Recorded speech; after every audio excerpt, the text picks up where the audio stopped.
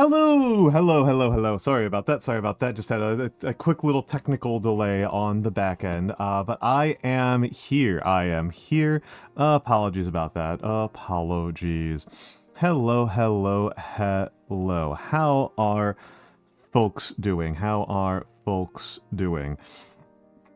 I am Almantas, and it is the day of the calligraphy stream. It is my traditional stream day, the day that I stream. That is today. And welcome in everyone. I am hoping I'm going to give you guys a little bit of a heads up. This is planning to be a somewhat shorter stream than usual. I want to get to bed a little bit early, so that I do not miss my flight going to Offkai. I am getting on a flight.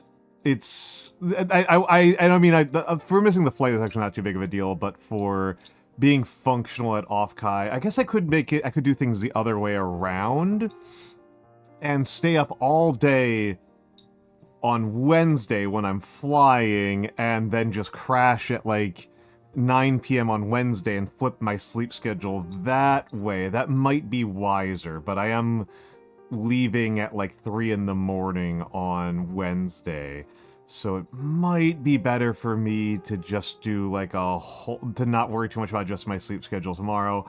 However, even if I do that, I do have quite a bit of things to pack going into Offkai. Packing is about halfway done, but I still need to double and triple check things, and I need to kind of... There's some things that are unclear to me at this point. Hello.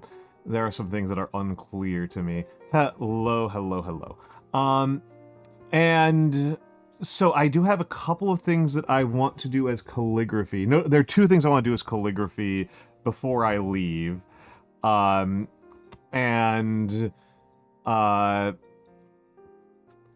not... One of them I could have done last week, but I am not sure how to approach it. I will be honest. I am...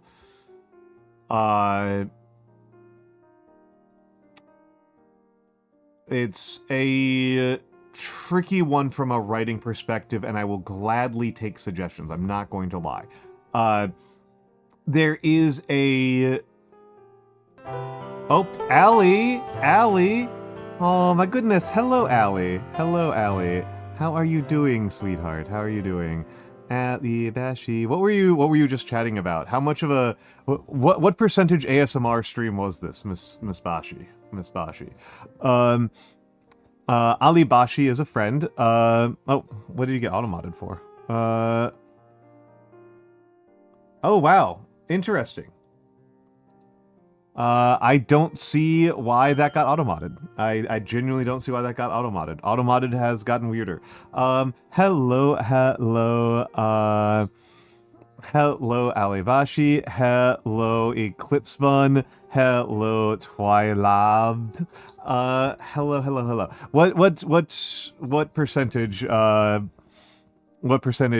ASMR was this one, Ali?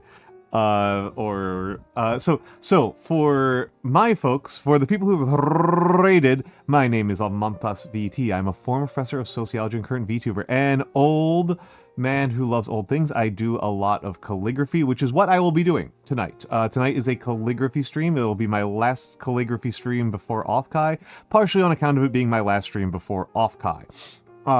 And then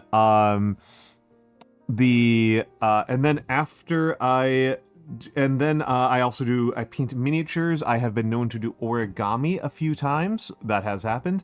And I play city builders. I play other games too, but the last couple of months I've kind of felt the most comfortable streaming city builders among the games that I could stream.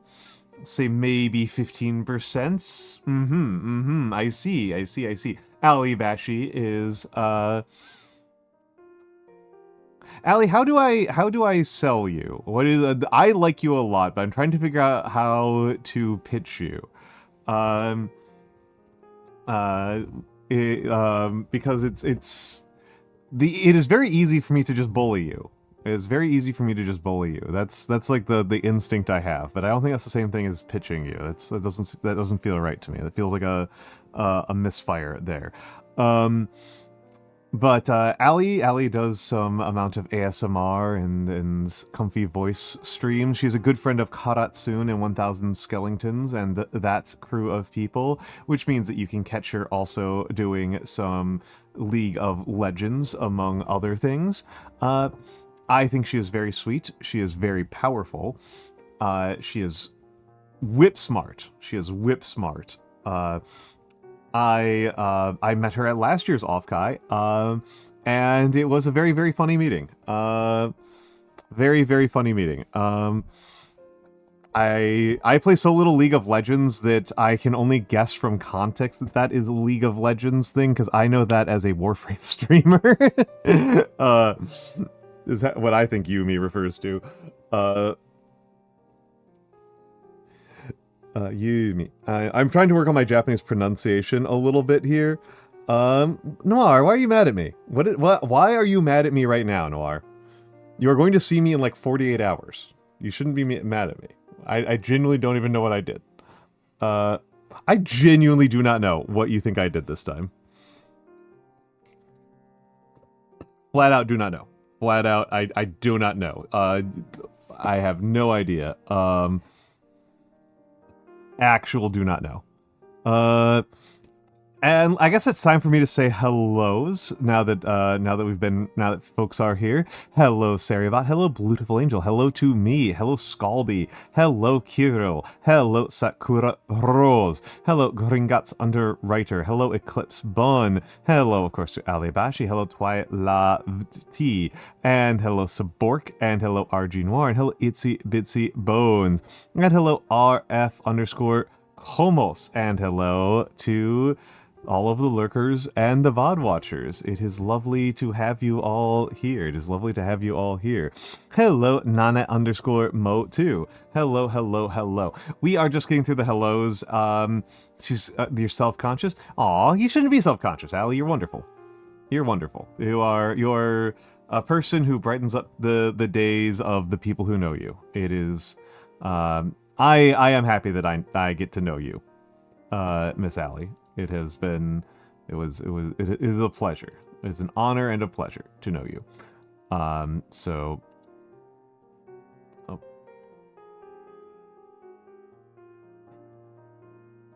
Alright, just cleaning up some tabs.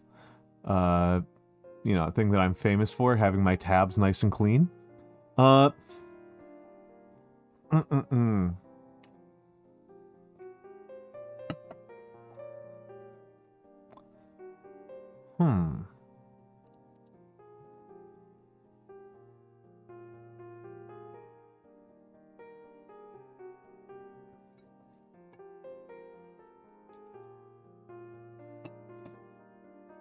There's something wrong with Fugi, but I will leave that alone because I am not necessarily doing a collab tonight.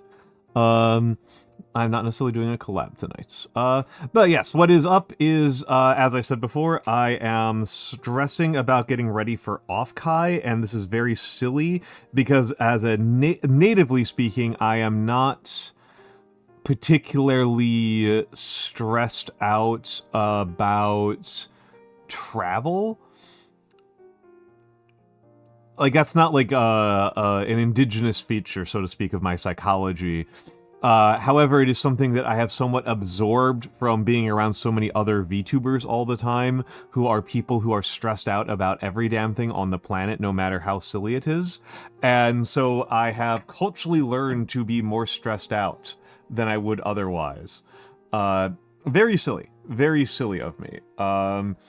I look at the lack of stress that I am having, and I treat that as, and the fact that other people are stressed and I am not, makes me think that I must be wrong about things, that it is just that I am stupid, rather than that I am wired differently or in some way even advantaged.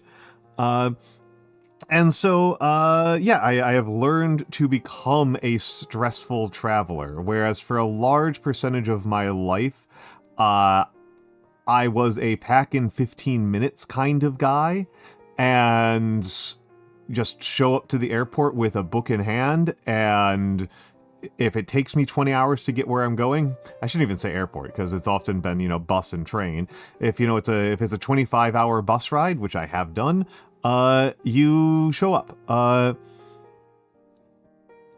Don't forget about your credit card as well, Blue. But yes, the TSA approved ID. Yes, yes. It is something. Hello, Ignis. Hello, Ignis. Yes, stressing about not being stressed. Honestly, the part that stresses me out the most is just getting to the gate. That's the part I like the least about flying. Once I am through security, I am generally pretty fine. But up until the moment I am through security, I am having a pretty bad day. And this is a lot of why I tend to show up super early to the airport.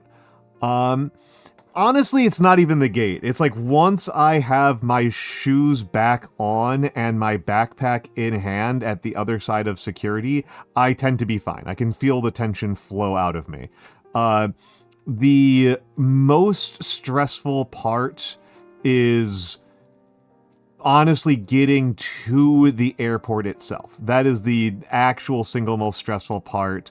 And I have also found in my life that how painful it is to get through security increases the closer I show up to the flight. If I show up less than 2 hours before my flight, security will take 2 hours. And I am really frustrated. Like the entire time.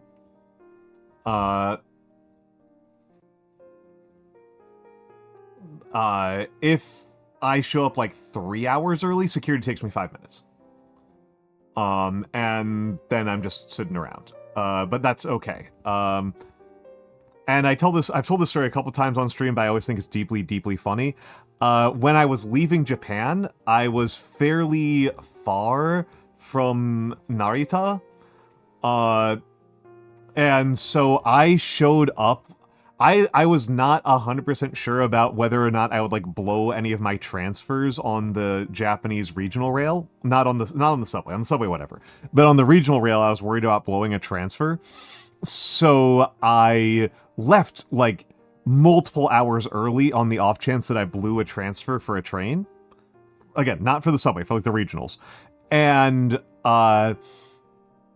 that means that I not only got to the airport, I got to the airport like 5+ hours early, and therefore I actually was at the airport before the gate agents were. Which meant that I was just sitting right in front of the gate check for like 2 hours before I could even get to security. Which was pretty funny. Which was pretty funny to me. Yeah, RF Komos, if I don't do that. I do not do that. I'm close to Itsy Bitsy Bones. I'm a like 4 to 6 hours before the flight type of person. I usually aim for 2.5 to 3 hours.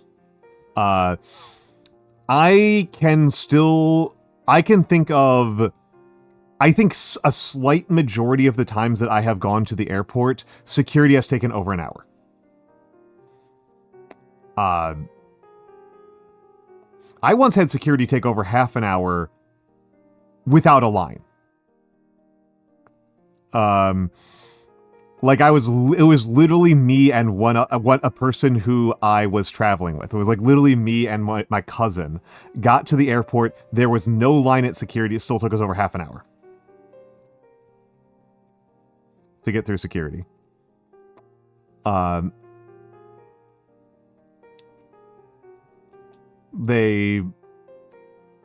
my theory is that they were incredibly bored. Also, I'm sorry, I did not say hello to Galaxy Wolfstar _. How are you doing, Galaxy Wolfstar _? How are you doing, my dear?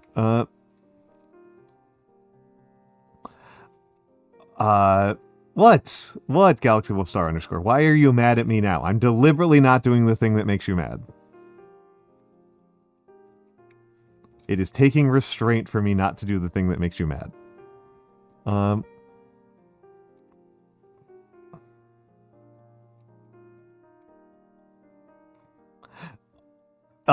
Yeah, Bones, that's understandable. I try to make sure I've always got like 2 hours for every layover. Yeah, that's what happened, Nanae is that they, Nanae _Motu, well, that's what I'm pretty sure happened, is that they were just really bored. I could tell when we walked up to security there was going to be trouble because the TSA agents, I've never seen a more bored group of people in my life. And I have waited 8 hours for a bus. I will probably just call you Nanae, because that's the first one there.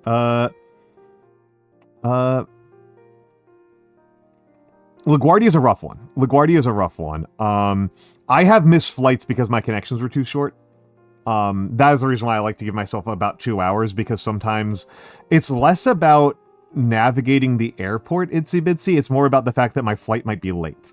Because I have missed at least twice in my life, I have missed a connection because I showed up and the plane was delayed.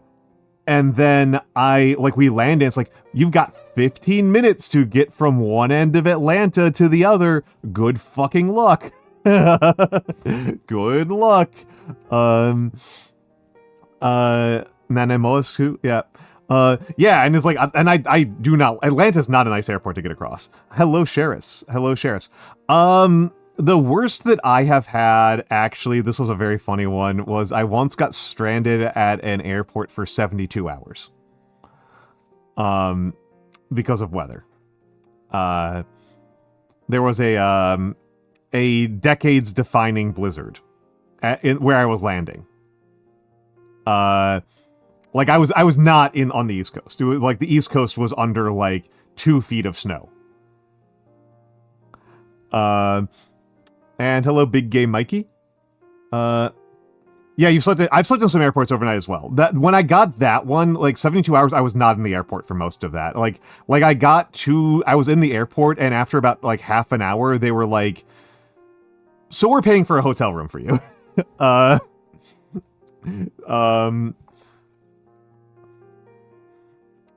this was pre-smartphone. I don't think it was 94.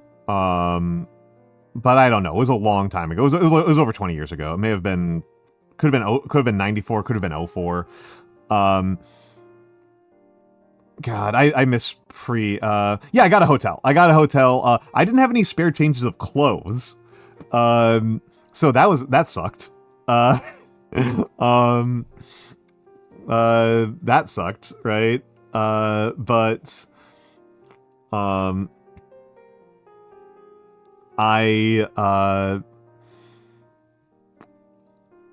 yeah, I was just kind of in a hotel for a long time. Nothing new from that shitty-ass airline coming from a Canadian. Oof. Oof. Do you want to hear something insane, folks? Do you want to hear my most insane airplane experience? This is my most insane one. People actually get mad at me for this one. The airline that I have the best luck with, that has been the easiest and most comfortable and given me the least trouble out of every airline and has had outstanding enough service that I will go out of my way to fly that airline? Spirit. Yep, Spirit. I don't know what's happening there. I am mad that they're dead. I'm actively upset that they're dead. But yeah. Spirit has been consistently the best one to me. Hello, Skyrish. Yeah, I ain't doing it again. I don't think I might have flown Air Canada. I've definitely never flown Porter. The worst one for me has been United. United has actively antagonized me. I do not like them. Delta is like I literally can't even tell when I'm doing Delta. Hello, Ben Betts 2. Hello. I've never flown Hawaiian.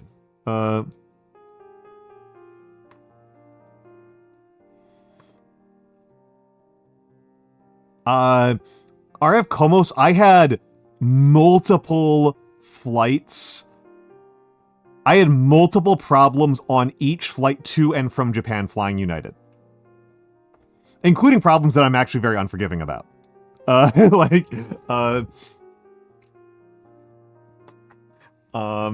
am fairly forgiving about a lot of issues that an airline can give me, but if I request a vegan meal weeks in advance and you say that you can fulfill it and then you can't even produce a single one on flight for a 14-hour flight, I am pretty unforgiving about that. And United has messed it up every single time. They have never done it right once. So I am pretty cranky with them.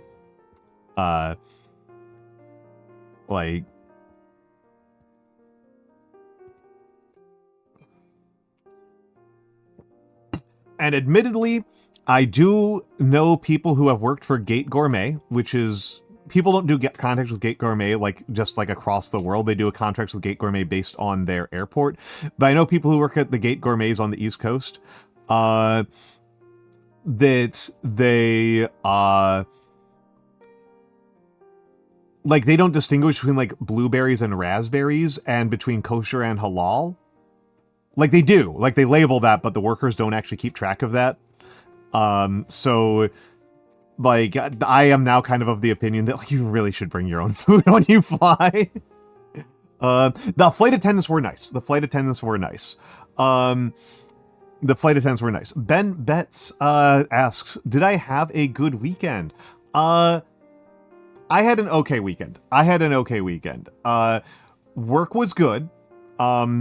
Work was good. Sometimes work is very stressful, but work was good this weekend. But I got some of the worst sleep I've had in my life over the last couple of weeks. Hello, lubing up grandpa. Hello. I did not run today. I ran yesterday, Galaxy Wolfstar. I could feel my knees were a little bit tight, so I didn't run today. But I did run yesterday, and so my sleep was better last night.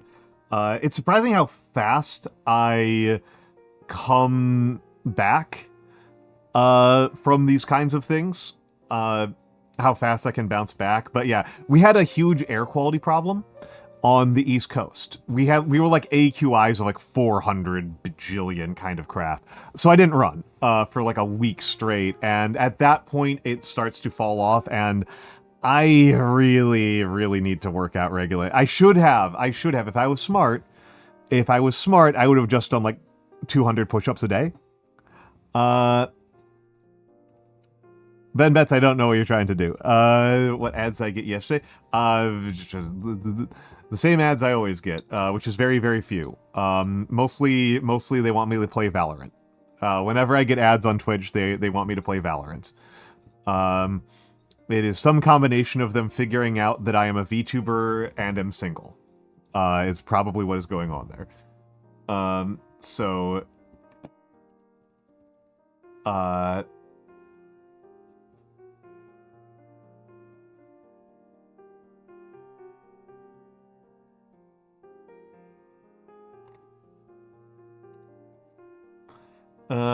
Yeah, no, I was able to run yesterday. I was able to run yesterday. Oh yeah, we're workout time. Yeah. Push-ups time.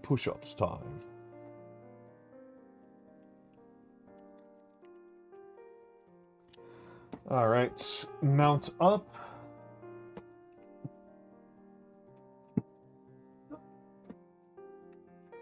Oh, that's a good reminder that I forgot to do something. Okay.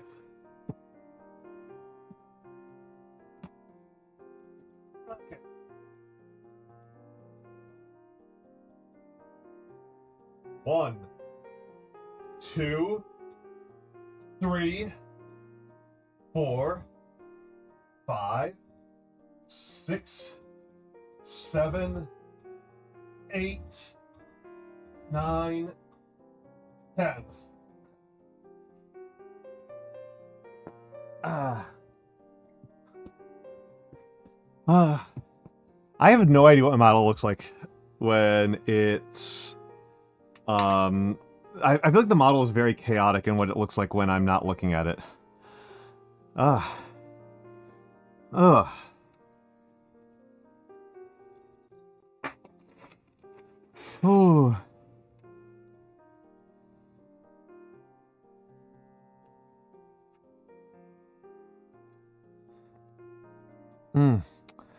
But yes. For the talent, nah, I'll be fine. I'll be fine, Nane. I'll be fine. I like to work out. I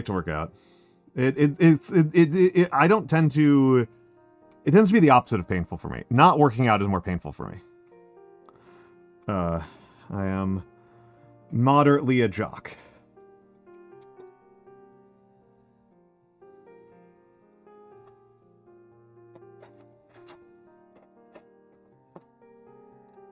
I don't want to say actually a jock because I'm not actually in that good of shape.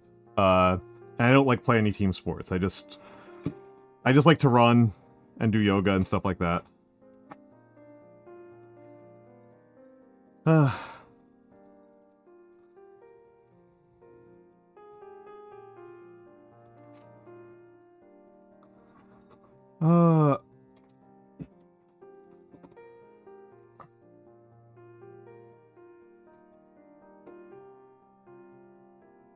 Mr. Grandpa Stealer.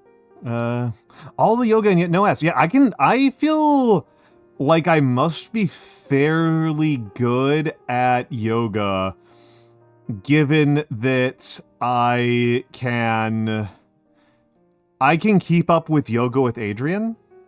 I don't have the very stereotypical male experience of, like, trying to follow yoga with Adrian and going like, wait, how the hell did she do that?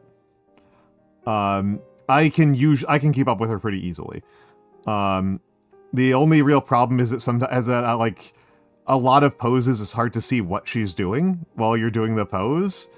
So I have to, like, pause it and, like, rewind it to see what it was, because I wasn't able to, like, catch the screen. But yeah, I usually don't find that particularly difficult. I have genuinely thought about, like, if I ever get a full, Sheris, I don't even understand what this pose you're describing is. Like sitting down with my legs out in front? Like, is that... Oh, yeah, absolutely, yeah.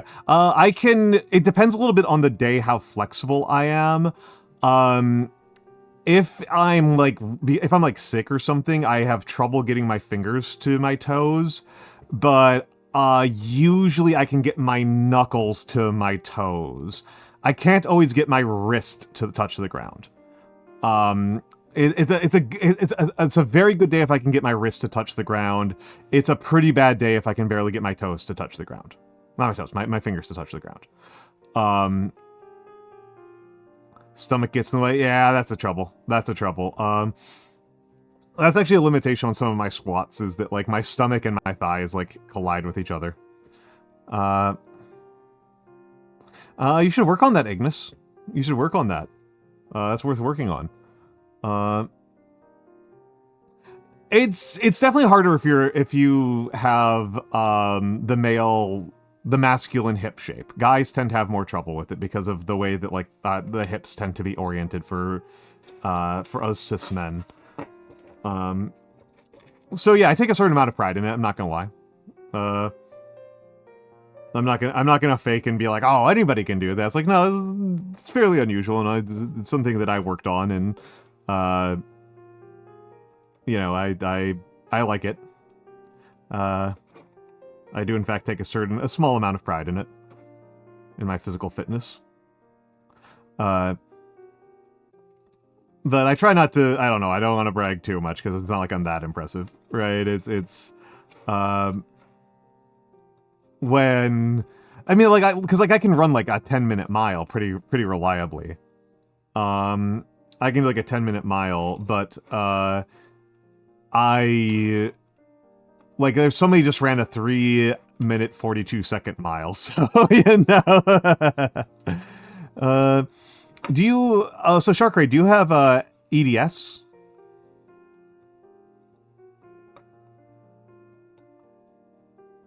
Okay, okay, that makes sense. That makes sense. Yep.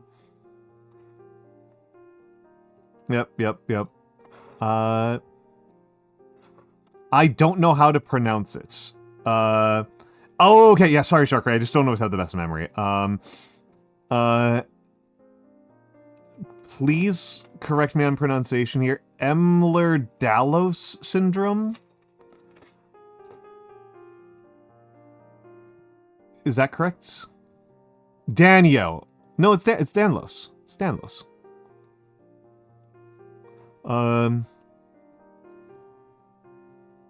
Ehlers, not Emlers. Ehlers-Danlos. Ehlers-Danlos syndrome is a connective tissue disorder that causes notably velvety skin. Is the sort of thing that you can actually kind of tell if somebody has it by just like looking at their hands. It's kind of interesting. It causes a number of things. Yeah, like Sharkray said, hyperflexibility. The reason why it's kind of interesting to me is that it has extremely high comorbidity with autism.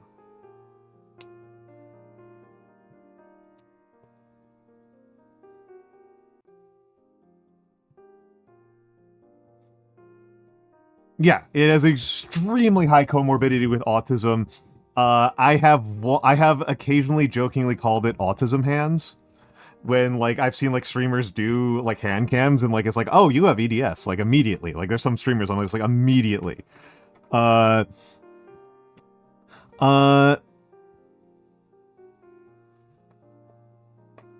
you, Arif Komos. Thank you, Arif Komos. I did not know about POTS and MCAS. I did not know about that.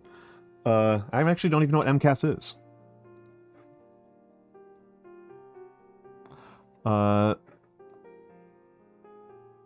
Maritime collision avoidance system. I don't think that's what you're going for.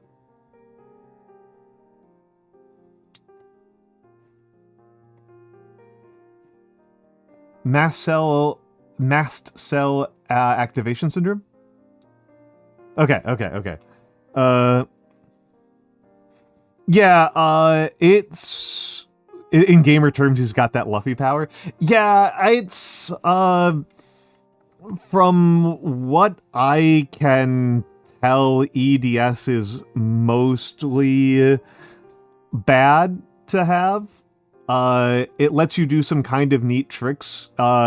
I don't know if that makes it helpful for avoiding certain types of injuries. Like, you do want to have a certain amount of flexibility because that helps you avoid certain types of goofy injuries. Like the chance that you will get like a traumatic like bone or stretching injury from like falling goes down if you're a bit more flexible. So it's worth having a certain amount of flexibility. I don't know if like the additional flexibility that comes with EDS actually helps with that, but it is a thing, right? It is a thing.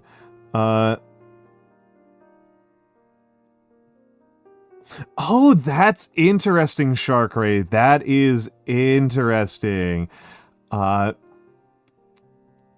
bruise easier? Bruising is different from like traumatic injuries, though. Like if you like fall and land on your wrist, are you more or less likely to be injured with EDS? That's what I don't know.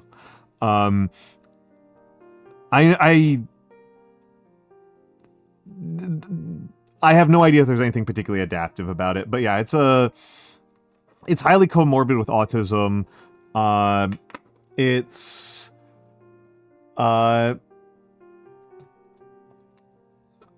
so you're going to run into a lot of people. If you hang out in the VTubing space, you're going to run into a lot of people who have EDS.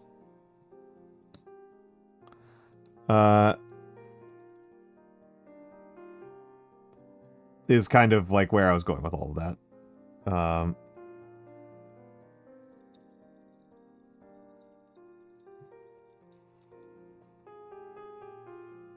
The research jumped ahead massively. Yeah, I mean, also, I mean, it's not for nothing that, like,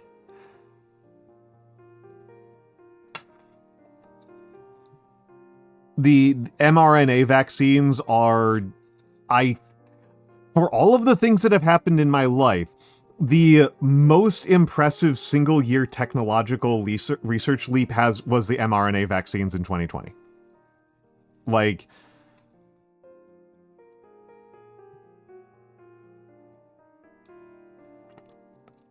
that might actually be the most impressive single year of technology. In terms of, like, a single one-year technological research change.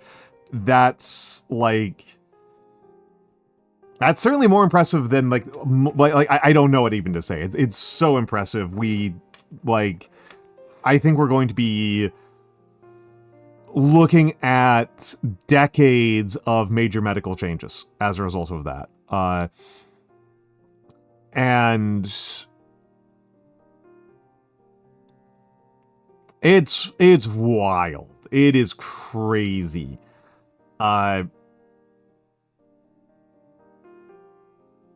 Things that turn your DNA to cancer. No, no, that's not what it is. It turns your DNA to autism. That's what it does. It turns your DNA into autism. When we can also, like, rewrite some things, right? Like, I don't understand it very well, because biology and medicine are, like, genuinely weak areas for me. The 5G towers give you cancer. The 5G the Wi-Fi transmitters give you schizophrenia, and the mRNA vaccines give you the mRNA vaccines give you super autism. It's hello, Alexandra Luna. The Galaxy Wolf, sorry, these are insane things. Welcome back. I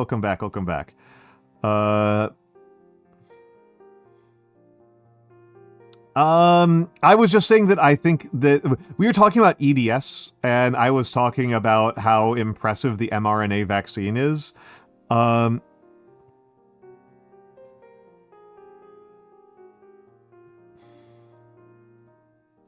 The 5G towers are spreading the mRNA vaccine that makes you an autistic femboy. Yep. I'm wondering if we can convince if we can start one that, like, what's another benign technology? What's another benign recent technology? That we can convince people. Short form videos make you Chinese. Right? Can we start convincing people that?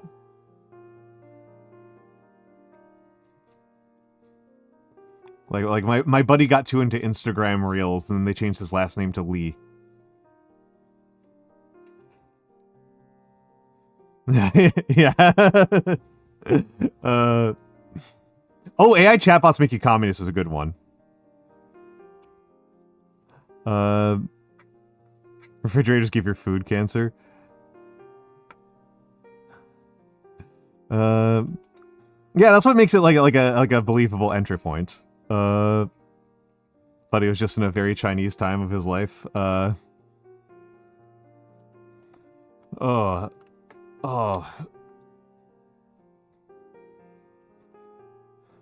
He was Chinese, but he got better. To convince people bone density is bad. That's a fun one. That's fun. That's a cute one. COVID virus was meant by government to change the batteries in birds. Yeah, I remember that, Gringotts. I remember that. And, I watched recently an Andrea Collier video about that, about LK99. And that was,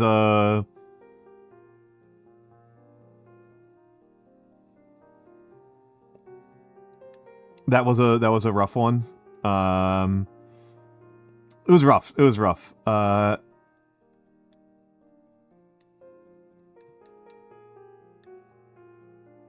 was...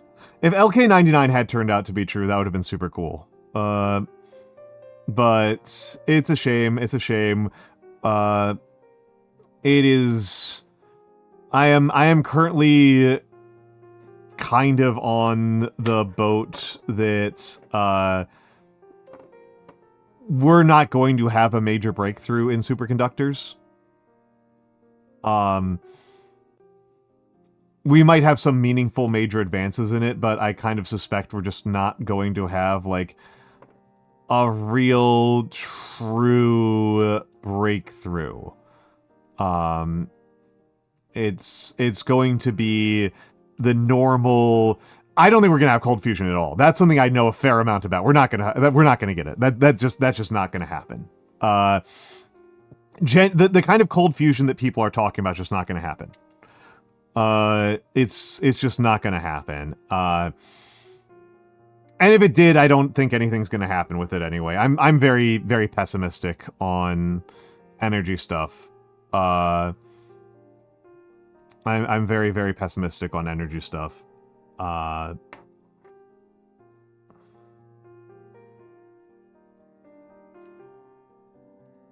it's not that it's not the scaling, Shark Ray. It's the it's energy positivity. Okay, it's can we create a fusion reactor on planet Earth that is energy positive, where the input energy is significantly less than the output energy. And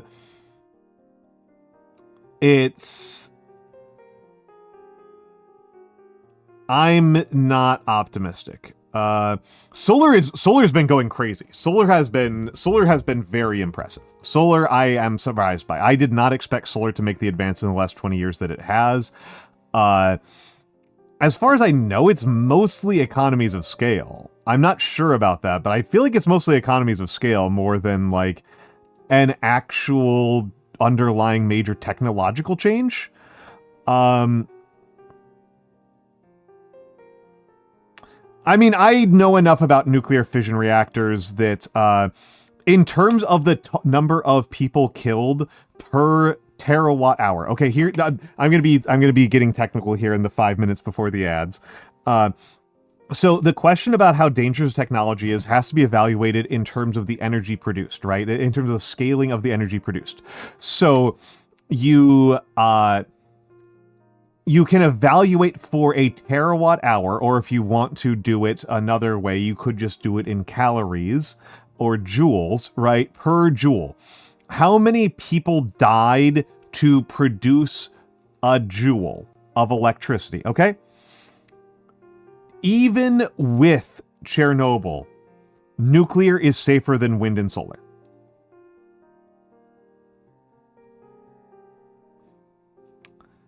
To give you a sense, right? Like, and people will ask, how do people die with wind and solar? And there's a couple of ways that people die with the production of wind and solar.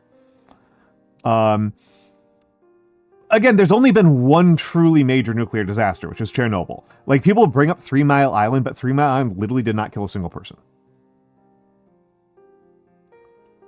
No, we've gone anti-nuclear. We've gone anti-nuclear over here in New York. We shut down our last nuclear reactor, Indian Point, a couple years ago. Oh yeah, no, it's oil. It's oil, guys. Like I meet people who are green energy activists who are on oil payrolls. Like I've met a couple. It's like that's still like going on. The big in terms of how many people die per joule you produce, nuclear is actually not the safest. Nuclear is actually the second safest. Macro hydro is the safest. Building giant fucking dams is the safest.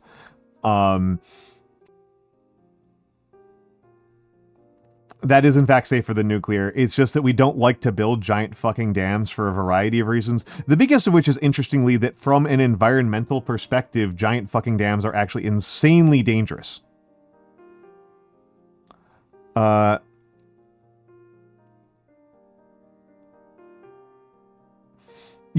They're super bad for the local environment. The big hydro dams are super horrible for the local environment.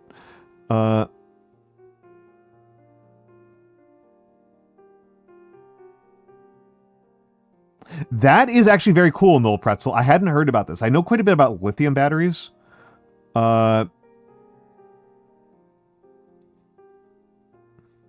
Yeah, so the nuclear's biggest thing, right, is that, like, I think a lot... That would be interesting, Komos. I have not seen that. That is very interesting. That is very interesting if Hochul's going for that. I would really appreciate it. The big reason why nuclear is unappealing, that's like an actual meaningful reason and not just insane paranoia, is that a nuclear reactor is a 15 to 50 year commitment into maintaining yourself continuously with a lot of shifting costs and, more importantly, shifting sale prices. And it is not something where you have a lot of options to fuck around with, like, scaling up and scaling down as needed. Right? You turn on the nuclear reactor and you have to maintain it and you have to keep running it, and it produces the electricity it produces for like 30 years. And if the price of electricity drops dramatically, you can be screwed for the private company. If you are a public utility that is run by a government, this is not a big deal at all. Yes, the construction project risk. That is a really great point, Gringotts. Yes, construction projects. Oh my god, construction projects. But yeah, anyway, we are going into ads. I'm just going to... I forget, I didn't finish my actual thought here. The way that people die with solar and wind is falling. It turns out that solar and wind just requires so much installation and so much time spent on roofs and ladders that it does actually kill enough people to overtake nuclear, which is remarkable. Like, it's you just require that many solar panels that it does add up. Also the mining, right? The amount of mining that you have to do for solar and wind power. Oh no, it's just iron mines. Yeah, it's a lot of iron mines, man. It's a lot of fucking iron mines. And sand mines. Like, it is in fact enough of those that the industrial equipment does in fact get enough people killed that's measurable. Okay. We are going to the ads. I'm going to use the bathroom and get us set up. So I will see you all in a few minutes. I'll be right back. Oh, hold on. There we go.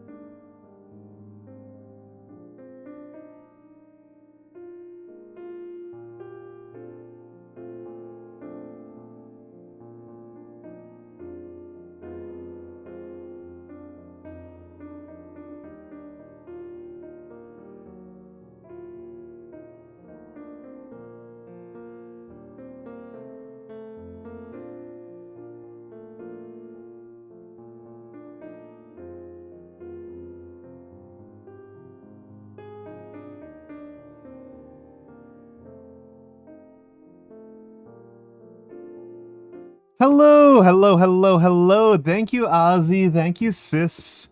Welcome back, everybody, including to me, Ziza. Night Rain, a game that I'm really bad at, But welcome in No Pretzel and Aziza Stelazio and Insontis the Snake and the rest of the Stelatians. Ziza Stelazio is my sister, and she streams a lot. She is a hardcore streamer. She makes me look like a baby. She looks me like foolish and pathetic. Hello, Dragon Spartan. Welcome in. I am Almantas VT. I'm a former professor of sociology, current VTuber, and a calligrapher. That is what we are going to be doing today. I'm currently just fighting my camera. That is the only thing that is really stopping me from having the camera on right now, is this being weird. But I am a calligrapher and I take commissions. Let me go grab the commissions page. I am surprised I haven't set up a command for this, and I might have, and I just forgot about it. But yes, you can commission me $3 per word. $3 per word of calligraphy. I will calligraphy just about any goddamn thing on the planet. I enjoy it. I think it is fun and funny. And let me go over there because I have, in fact, managed to get the camera to cooperate with me. I'm just adjusting the camera angle. And just the camera angle is being really strange right now. No, I don't like that camera angle at all. I need to invest in a new arm for this thing. That's the actual limiting factor, is that the arm isn't very good. 1 second here. That is wrong. That is also wrong.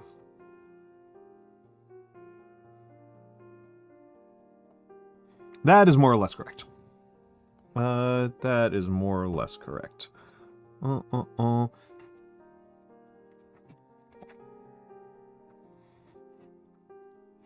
There is what my handwriting looks like. That is what I mean by calligraphy. This is one of my favorite quotes in all of history. We have fallen upon evil times, and the world has waxed very old and wicked. Politics are very corrupt. Children are no longer respectful to their parents. King Naram Sin of Chaldea, 3800 BC. Frankly, I'm a little bit dubious about the provenance of this specific quote, but, you know, that's how it goes sometimes. Let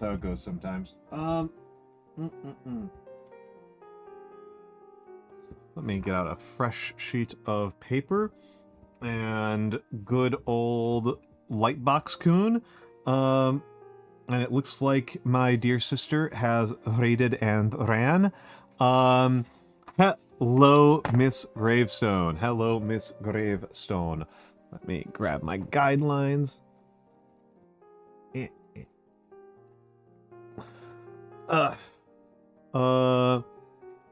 And let me change the category to art. Let's make this art today.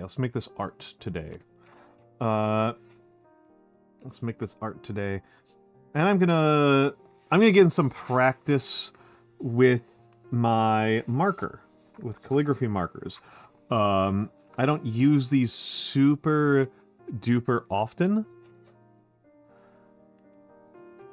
And I'm going to be using them a lot in the coming week.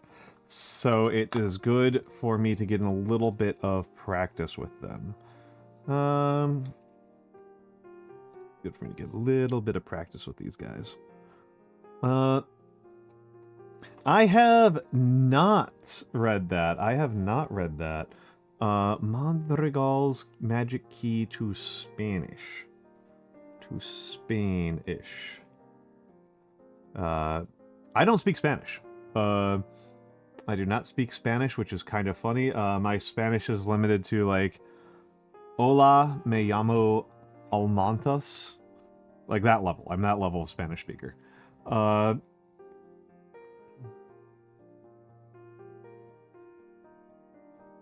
So let me get a little bit of practice with this one. And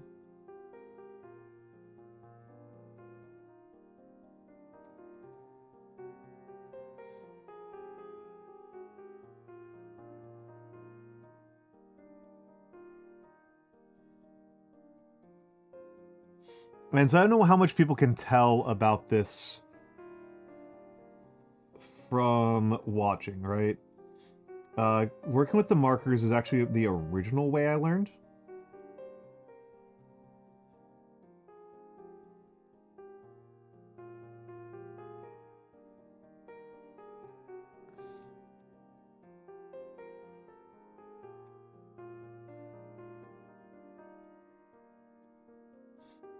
And there are advantages and disadvantages to working with markers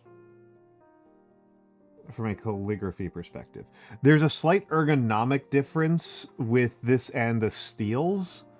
As you can see, the steel nib right here, this for the dip nib specifically, right, is slightly off, right? It's slightly slanted. And that's intended. That's intended. It makes it a little bit more ergonomic to use. Oh, and I spelled quick wrong immediately. Whatever. Q's are not different enough from G's in this script for me to care. The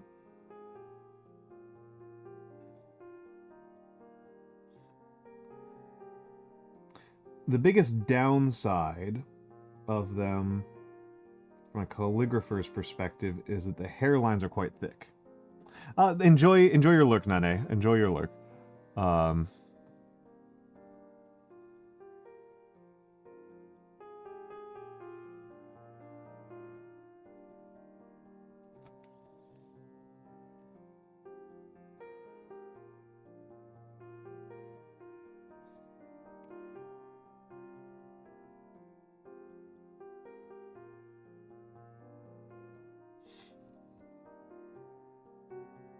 Like, these are very thick hairlines from my perspective.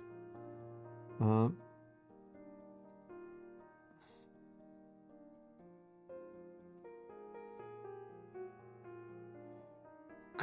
pretzel. Yeah, it's pretty good. It's pretty good.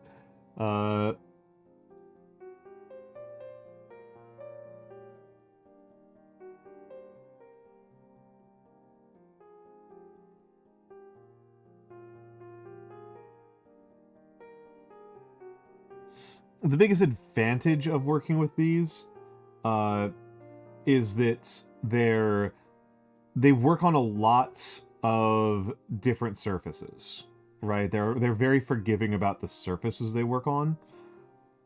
That's the biggest reason why I like to travel with them, is that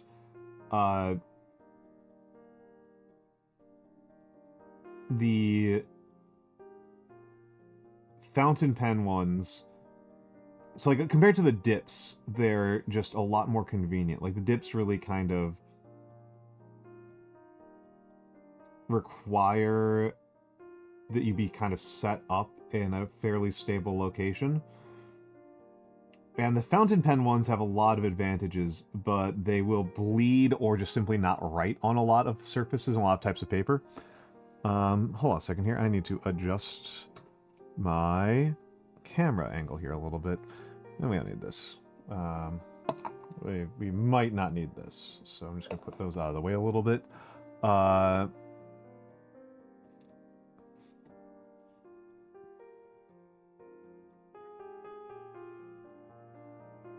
Like, this is printer paper, and the fountain pen ones will just spread like crazy on the fountain, on this.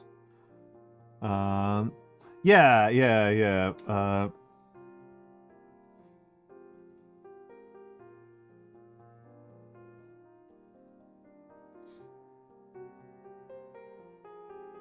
I partially just wanted to have a little bit more ability to check the time without having to, like, pull out my phone. I want it to be, like, a little bit more subtle when it's like, wait, hold on, what time is it?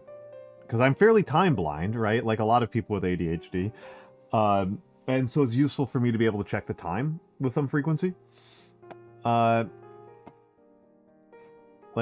genuinely kind of helps me. But the other reason is that it kind of helps some of my outfits pull together a little bit better.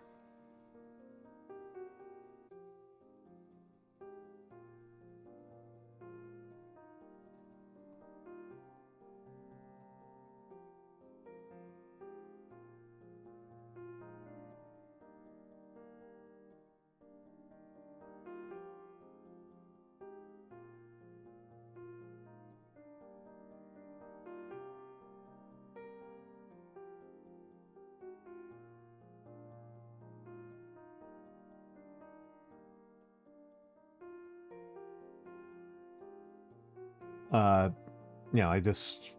don't know. So it's an experiment. I'm still kind of getting used to wearing a watch again. I wore watches for decades, of course.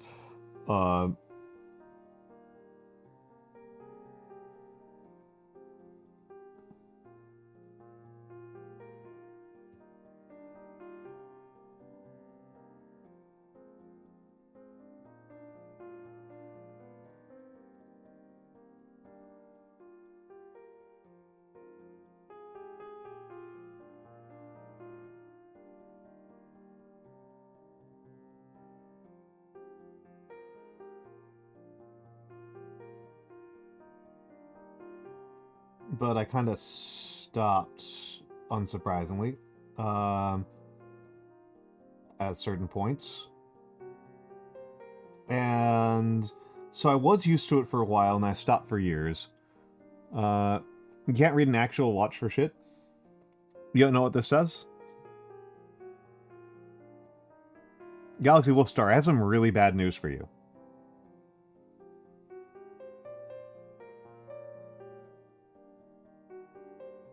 That's literally a dementia test.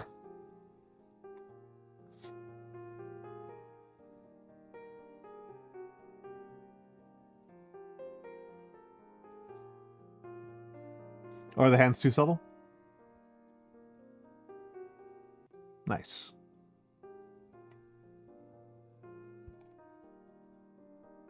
That's fair, that's fair.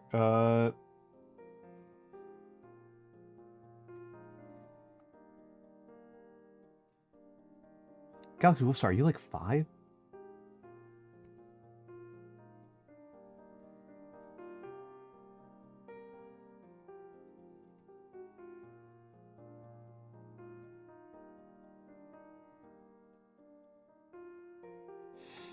Well, the hands are actually black. The hands are actually silver or steel, actually, I should say. And the backing is black. What's probably happening is the reflection. I'm looking at the reflection on the camera. There's a lot of glare on the lens.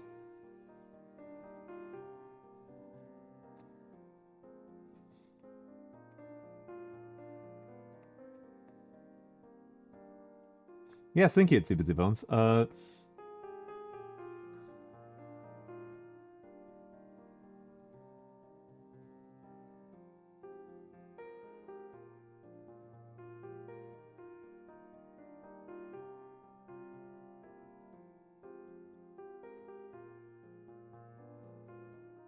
But yeah, so here is a shorter hand, and here is a longer hand, and the longest hand is progressing.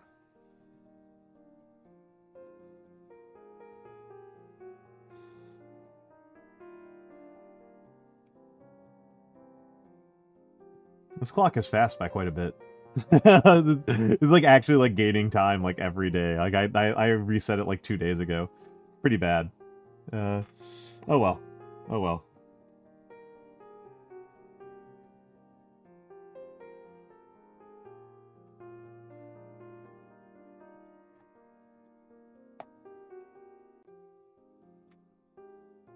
I'm actually gonna do it right now. Going to set it right now.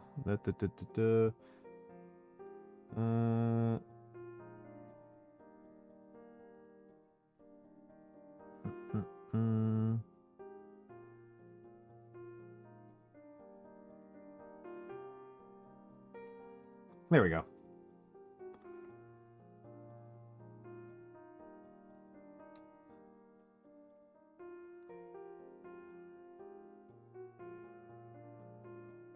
That's pretty bad teaching right there, Galaxy Wolfstar. That's pretty bad curriculum design.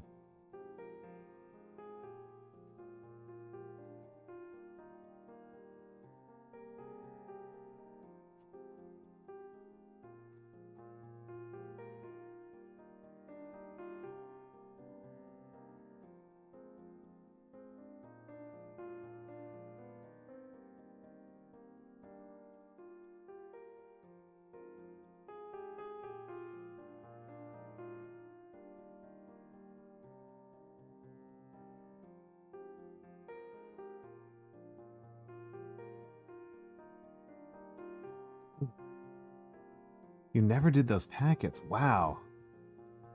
The cultural divide here is enormous.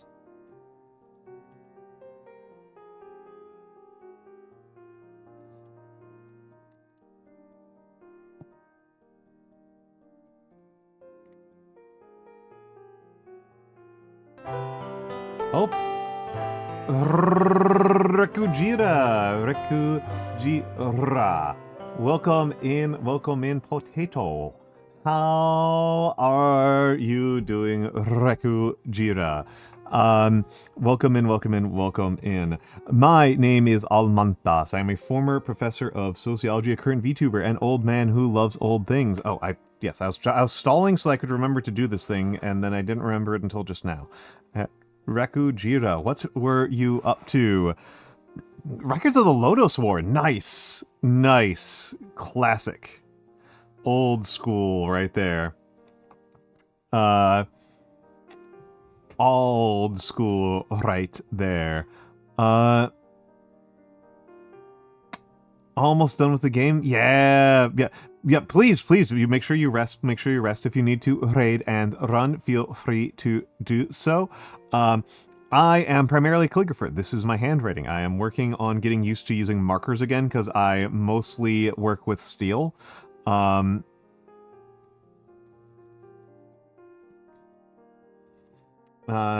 people were commenting on a watch that I recently purchased that is non-trivially for cosplay purposes.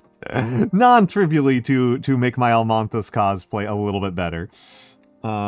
Speaking of, may as well. Because I'm not going to be in the other outfit. I'm not going to be in the summer outfit because I don't have the summer outfit doesn't look nearly as good in person as the winter outfit. So I will just be doing the winter outfit in July in California. But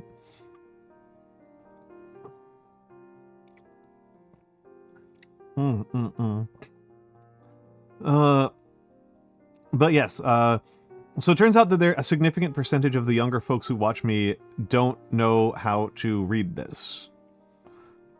Which is interesting. Man. It definitely tells you the type of white person I am, that not only did I do all of the summer work, I didn't face corporal punishment. Like, I simultaneously did all of it and, like, didn't have any physical punishments associated with doing it or not doing it.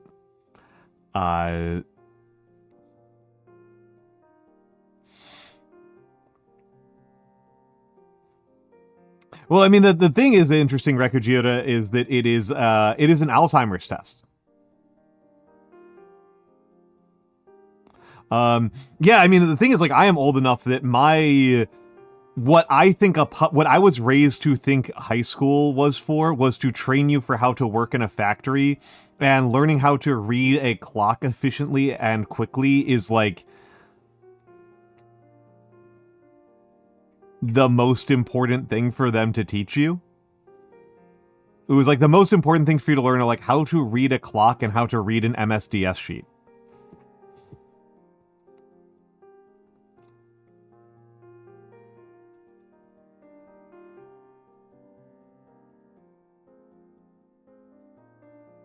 Like, if they taught you anything else, that was incidental.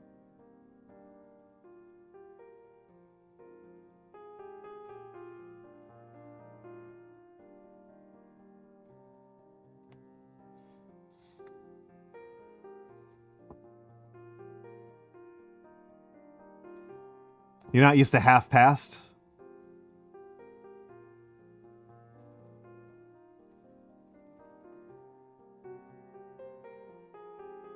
I'm not sure about these Z's. I don't know. I've been getting skeptical of my Gothic Z's for a minute.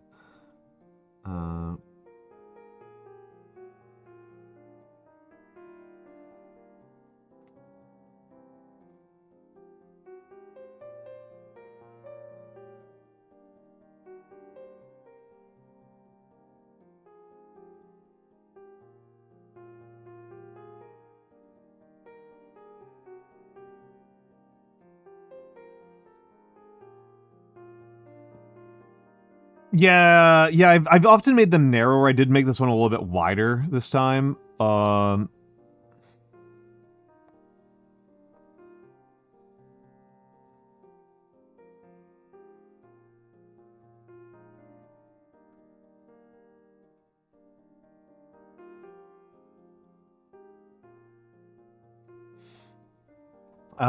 not gonna lie, part of the reason why I find clocks really easy to read is because I'm like enough of like a military nerd, that I am just used to like 6 means 6 and 180 are the same.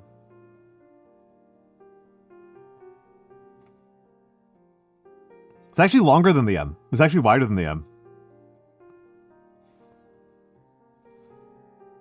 Yeah, that's actually a bit wider than the M. I just kind of fucked up. But yeah, like it's very intuitive to me. Like on your 6 means right behind you. The end, right? Right, like on your 6, the end. Right behind you. And so for Galaxy Wolf Star, right? Like it's hello Raven Kyo, hello Raven underscore Kyo, and hello Baron Gear Moo. Yeah, so 12 is in front, 6 is behind, and then it's increments of 5. Then it's increments of 5. I actually usually default to military time. Am I still doing military time on my phone? Yeah. That's military time on my phone. A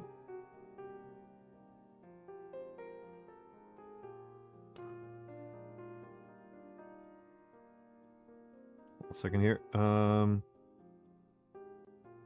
Just don't want people see my actual phone background.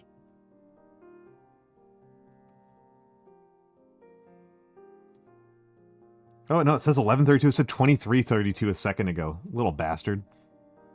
I have to think a lot less hard. I have to think a lot less hard with military time. I can never remember... I always mix up if 12 o'clock is... Like 12 o'clock has, like, weird rules. So, like, I always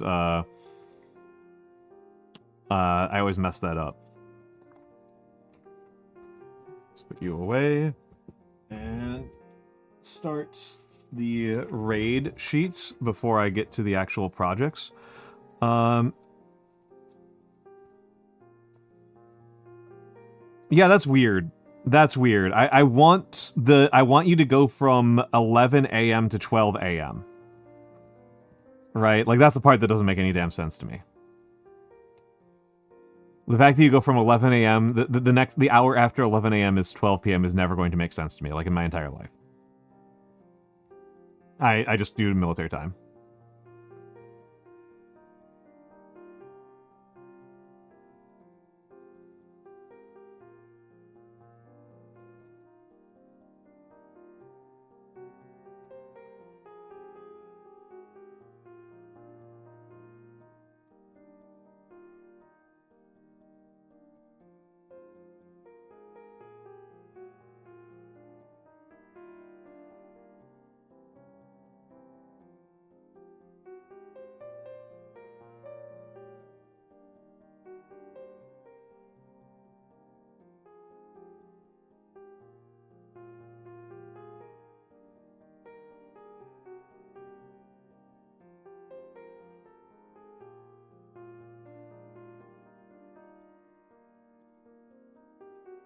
Nah, you don't say 2430, you just say 030.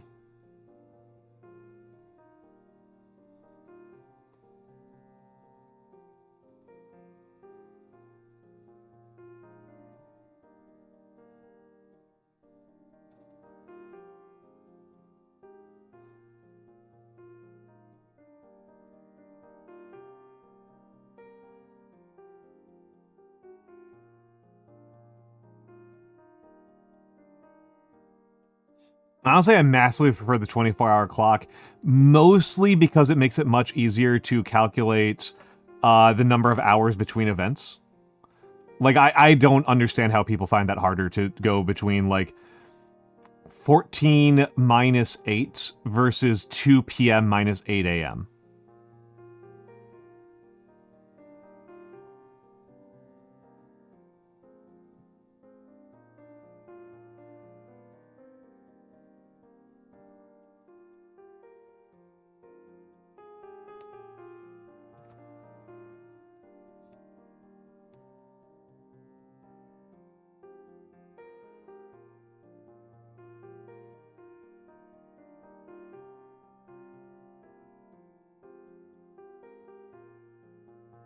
All right, have a good night, Rekujira. Have a good night. Have a good night.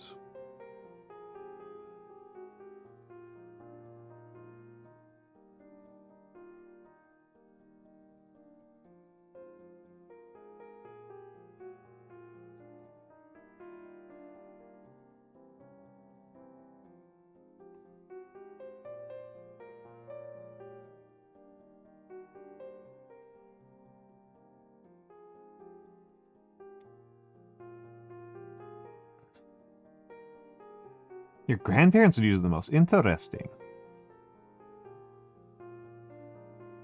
Oh, and also, Itsy Bitsy Bones, thank you, thank you, thank you. I'm still kind of about for the compliment on my forearms. I do think fairly frequently about a person who came in here and, like, one of their first messages was like, damn, you're like half Yeti, aren't you? And I'm just like, I don't even think I'm particularly hairy. I think I'm like medium level hairiness. Hello, Mimi. Hello, Mimi. How are you doing, Miss Mimi?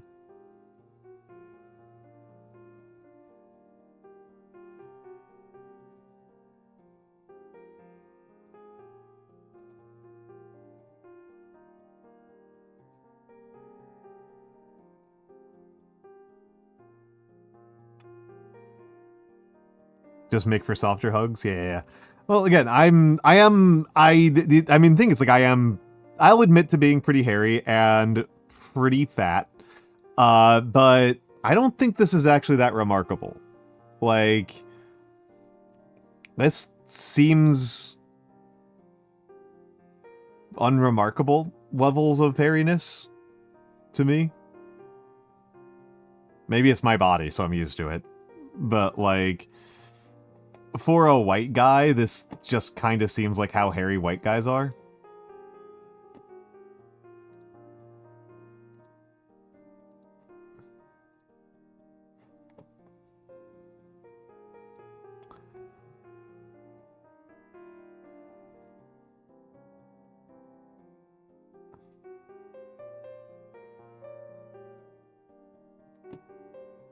Sorry, I'm just I've decided that I want to put on some of my own tunes. Hello, Hugga3 be a target. Hello, hello, hello.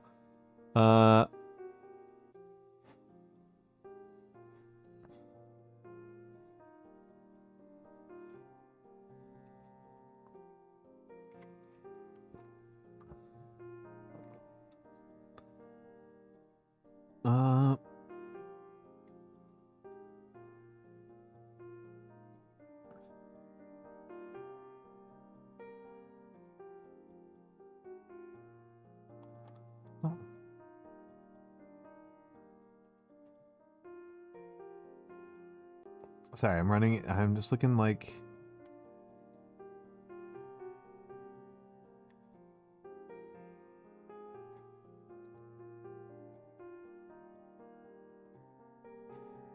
fine. That'll do. That'll do. Oh, workout time. Thank you, Mimi. Thank you, Mimi. I am going to do push-ups. It is push-up time. It is push-up time for the old man. Let me do some push-ups. Oh. Oh. Okay. 1, 2, 3, 4, 5, 6, 7, 8, 9, 10. Ha. There we go. Ah. Yes, Hisoria. Yes, I am. Ugh. Yes, I am. That's actually part of the reason why I'm practicing with marker right now. Is... that... Okay, who was our first raider? That was a while ago. Ali Bashi. It was Miss Bashi.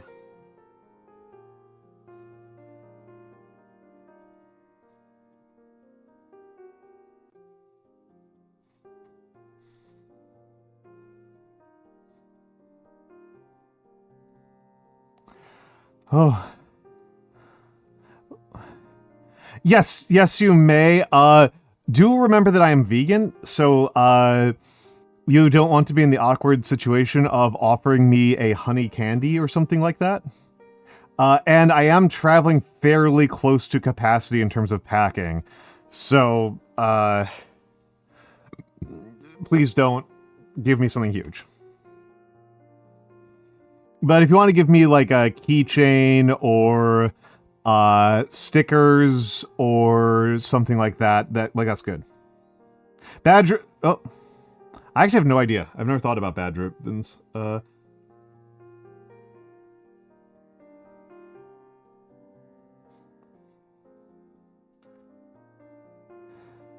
would have to be a small plushie Galaxy Wolfstar. Like hand-sized plushie. Like Mini Nuna. Mini Nuna would be okay. I might have to rethink that role as soon as I've said it. What would be not vegan in a badge ribbon? Also, hello, Soft Cosmos. Inkwell is kind of like cat-sized. I think that Inkwell would be a little bit big. I don't know. Microbes are vegan. Microbes are not a problem. I can eat plants, I can eat fungus, I can eat bacteria. It's animals. Hello, Nanomancer. Hello, Nanomancer.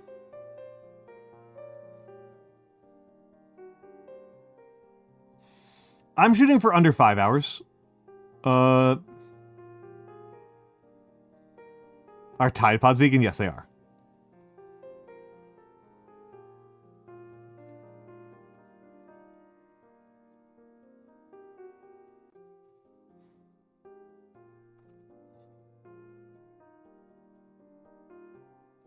Ali Bashi.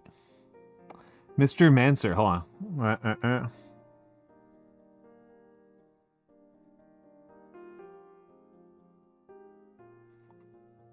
There could be leather, yeah. There could be leather. It could be leather, could be shellac, which would be weird.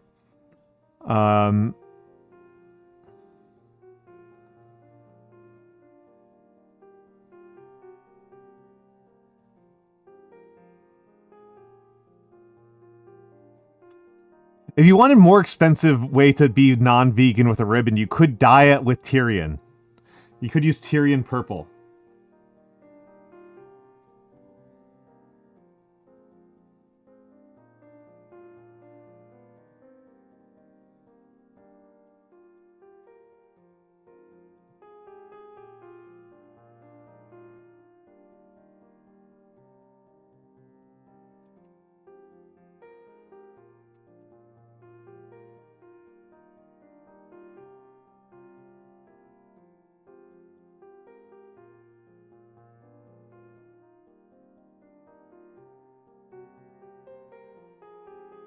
But yeah, there are some animal-based glues, usually pig.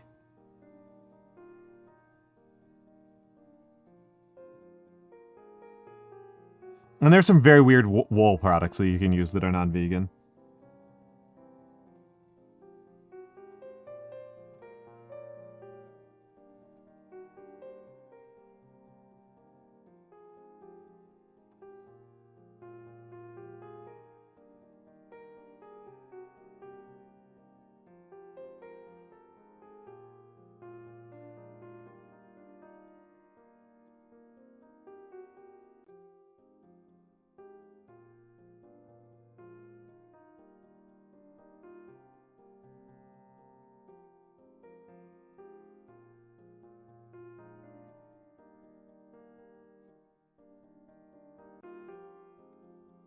Yes, yes, I'm still using the same script. I have to hold the pen a little bit differently. I have to hold the pen a little bit differently. It does actually, there's actually closer posture to the fountain pens. So here's all three next to each other, right? Fountain marker, fountain dip. And so the biggest, there's differences that are it's kind of an interesting spectrum of differences, right? So the marker is a straight barrel, which means that the way that it rolls against my thumb pad is slightly different. And then these other two that have this taper in the back. But this has a slant at the nib, which is designed to make it so that, you can't see it on here, but, you can see that there's a contact lift right there. It's to prevent that contact lift on the left side. So that's kind of so like the fountain and the marker both don't have that slant. And so that produces a different thing. It's really hard to see on screen. It's generally hard to see in person, but, there's an interior stippling that like if you've used markers, right? If you've used chisel tip markers, you've seen this before, where when you're pulling the marker's skipping against the paper, you know, like that produces a stippling that is perpendicular to the line that you are drawing, whereas for the fountain and the dip pen, they have metal tines. And that creates line effects that are parallel to the line that you're pulling on. To the line of motion. So that's kind of interesting to me. So we have got... And hello, Theo. How are you doing, Theo? Ali Bashi. Next was Aziza. Was my sister, who raided and ran immediately, very rudely of her. Just woke up from a heavy nap. Hell yeah.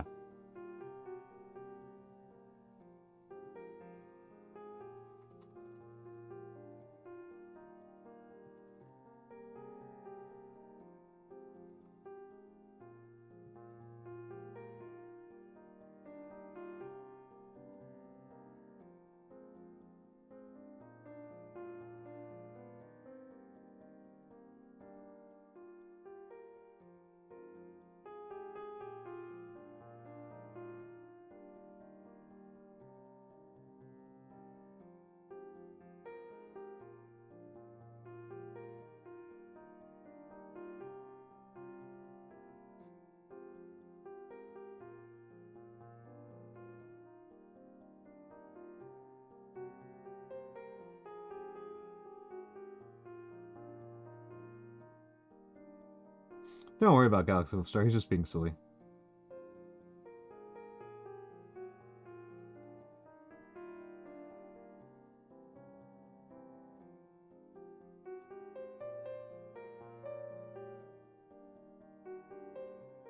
Okay, we're doing okay on time.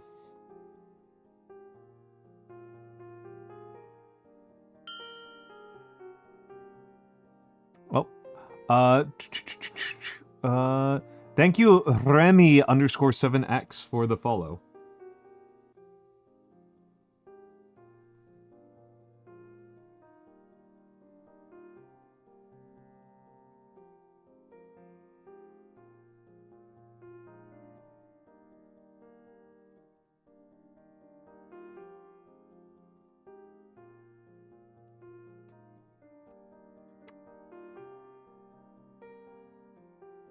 I hope you're having a nice night, Remy.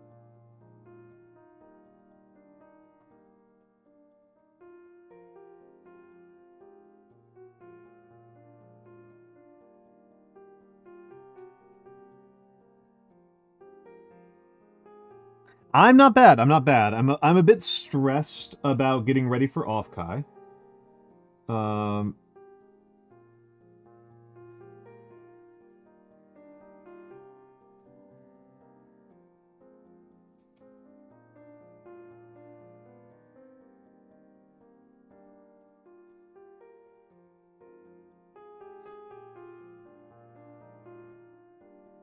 That's about all I've got to say, right? I'm a bit stressed about getting ready for Offkai.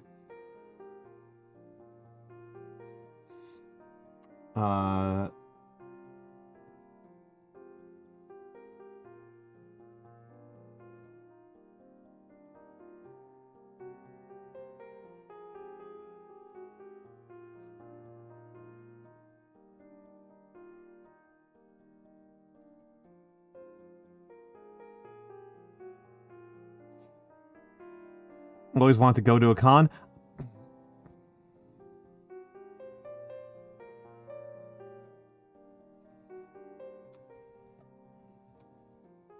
They're for a type of person, right? They're for some people.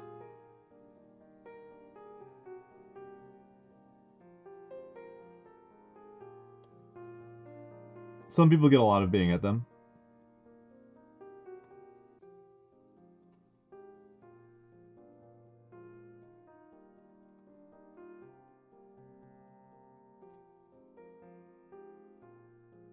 Some people find them very stressful.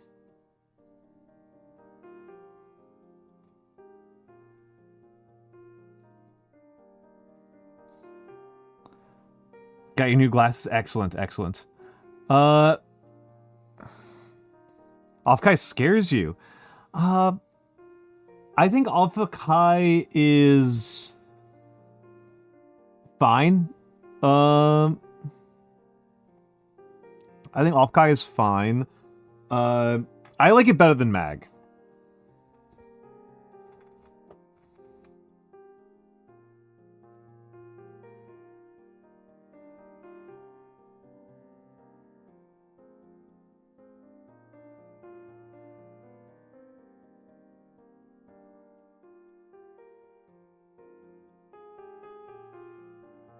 I've never been to Mag West. I've only been to Mag East. I'm East Coast, right? Like, why would I go to Mag West? Like, there's very little reason for me to go there. Yeah. I'm New York. I'm a New Yorker. I'm from the Big Apple, baby. Magfest is only really worth going to because it's like $30, and I have other friends in DC. I probably wouldn't bother either. Whoa! What?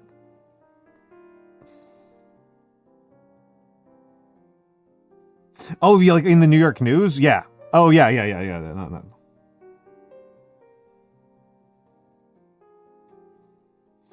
Big City was nowhere near me. Yeah, no, it's a fake accent. It's a very fake accent. Yeah. No, my native accent is. I mean, I'm from Chicago originally, right? I have a. This is pretty close to my native accent. I think maybe I need to speak a little bit slower and flatter to really sound like my native accents. But yeah, this is kind of how I natively talk, right? Like the New York has only kind of made me talk a little bit faster, a little bit more like this. I do kind of try to get in the middle of those two for stream, which is a lot less extreme than a lot of VTubers do for their on-screen accent. Like, I've seen some VTubers, so it's like, oh, this is like an unrecognizable accent, based on who they are as a person. Like, this is not how they speak naturally at all, when they're in character.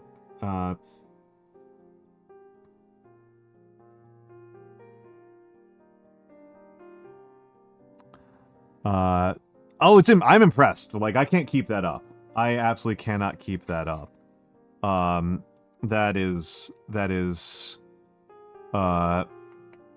It's a skill, and I can't keep it up. It's a matter of like concentration, on top of like just voice acting skill, which I'm not good at. Right? I think people probably are aware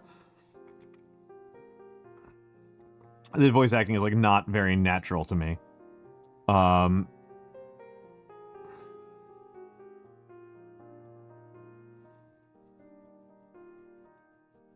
Where'd I put something? There's literally a tool I'm looking for that I can't figure out where I put it. You do a different accent for an hour and then you give up. There was a period where I was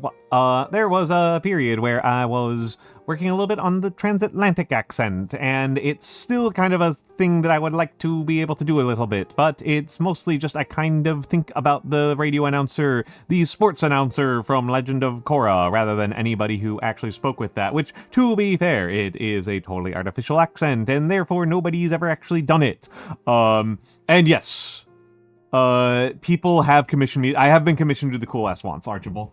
Archibald, aren't you going to be at Offkai?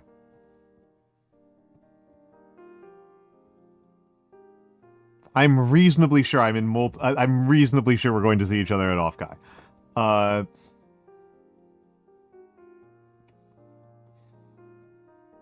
I am going to, if you want, I will do a cool S on your badge directly. Like, you don't, I'm not good at doing the cool S. I actually forget how to do it all the time. I actually forget how to do it all the dang time. Am I friends with Meika? I've met Meika. I've met her a couple of times, yeah. Oh, and people confuse May's accent with New York accent. Yeah, she does not have a New York accent. She is not. She is from Dunkistan. Archibald, I know like 8 people playing RimWorld in 2026. There's a person who plays RimWorld who played RimWorld yesterday in this chat right now.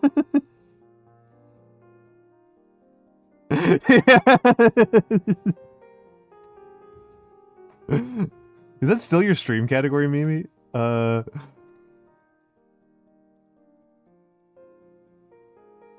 Oh, you're doing Resident Evil most recently. Yeah, the gritty duck. Yeah, the gritty duck. Yeah, Mimi was playing RimWorld like yesterday. Like,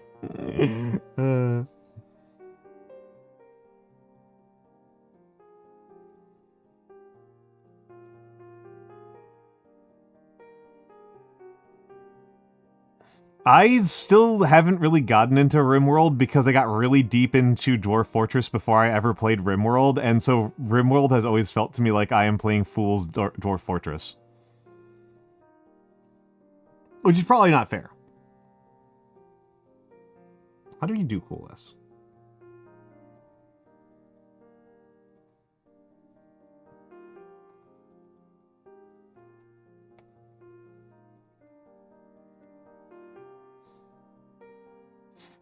Dumb cats.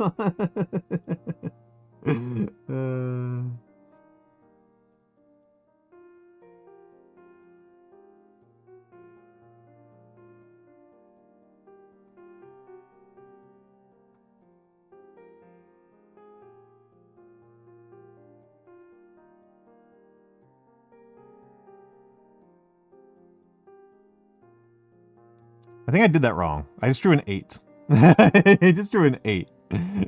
Alright,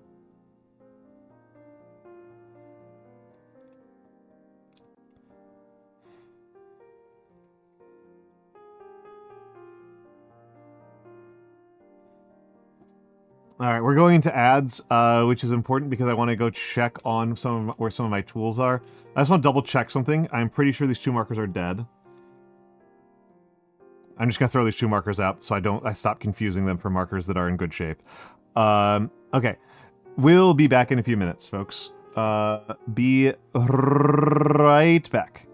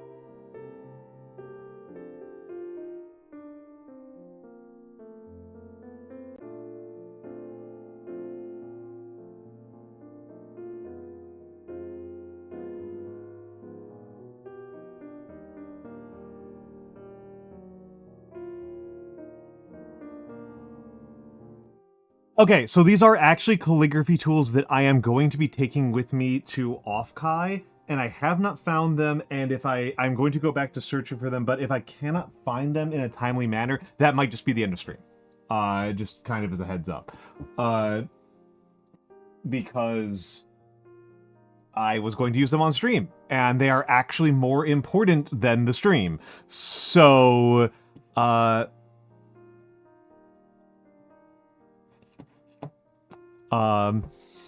so yeah, we'll go back to the away screen, and I will change the away message. So give me a second here.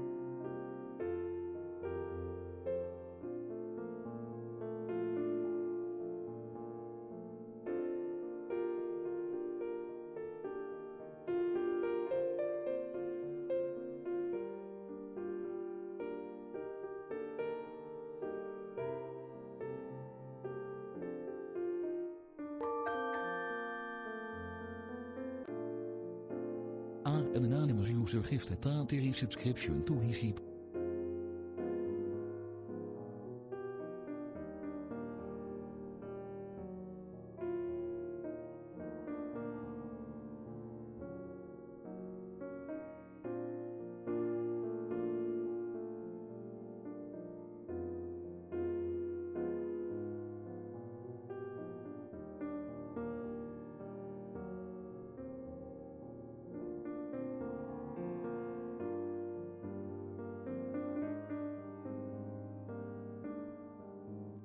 And we're back. I found him. We're back. I found him. I found him. Thank you, Anonymous, for the gift sub to Hi-Chi... Oh, wait, hold on. I don't know what this is supposed to be. Hi-Seeb H. I did find them. They were actually in the funniest possible location for me to not be able to find them, which is that they were already packed.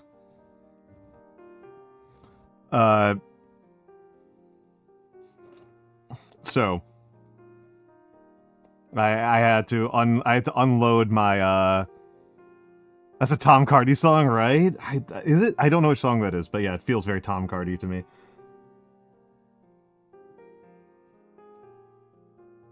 Oh, hold on a second. Here, I hope that this one is not actually dead.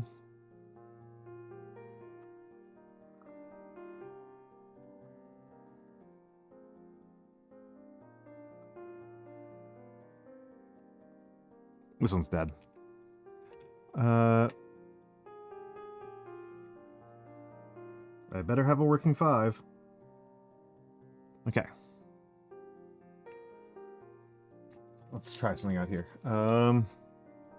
We got the 3.5 out already. We got 5, and what's this? What's the narrow gauge of these? 2. 2.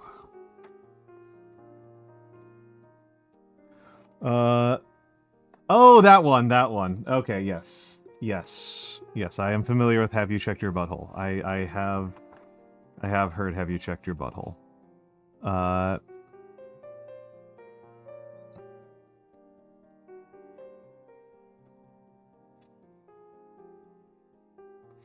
Let's get...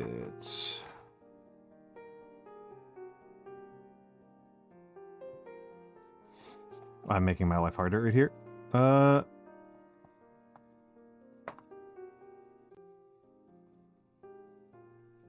C0. Yeah, I was about ready to end stream right there. I'm kind of curious, how far off was I on doing a 5? That's pretty good. For saying I just freehanded, that's pretty good for getting about a 5.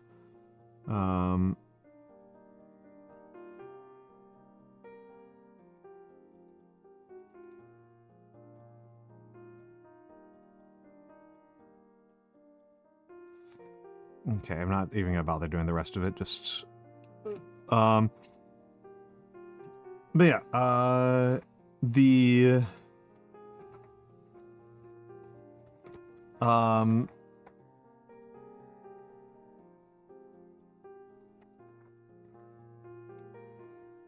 yeah, the thing that I'm not sure how to approach this stream that I wanted to get done was that I don't know if people have heard of this person or are familiar with them, but there is a VTuber viewer, a regular in our broader community, not my specific community, named Book of VTubers.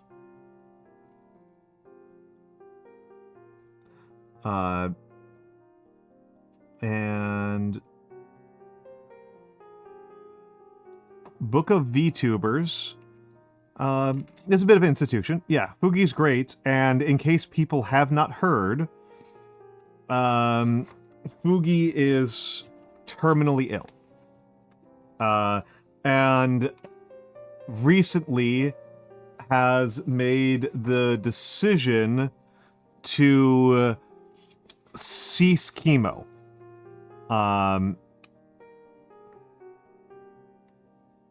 As in, like, announced yesterday. And so... I have made one thing for Fugi in the past, and I would like to make another and I just don't really know what to say.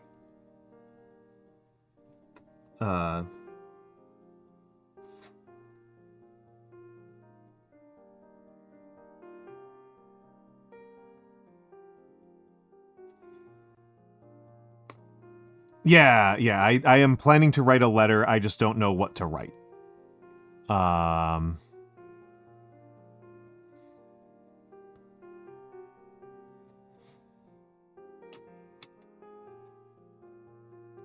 So that's what I meant. And hello, Mystic Art Studio. Sorry, you came in on kind of a sad moment right there.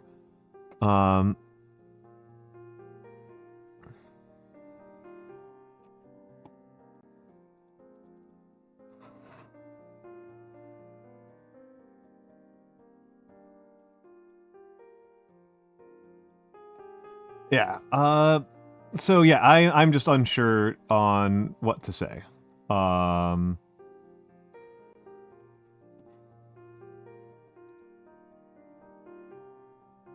Yeah.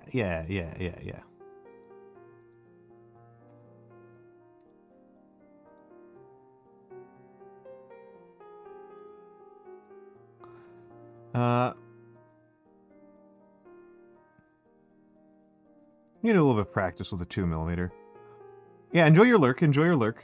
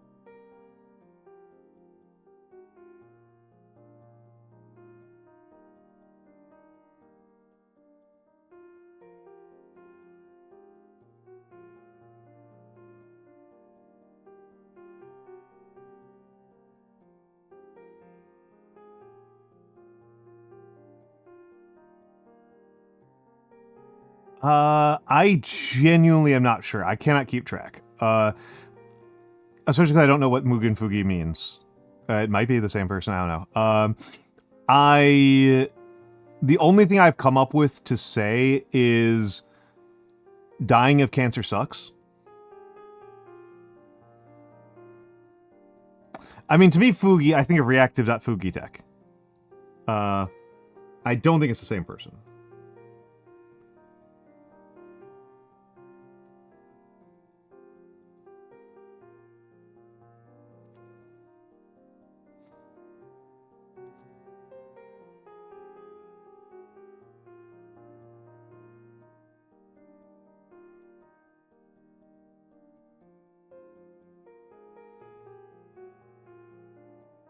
That would help, Archibald. That would help. That would help. If it's something that you think Fugi would like, because I don't know Fugi super well. I know Book of VTubers mostly through Eldra.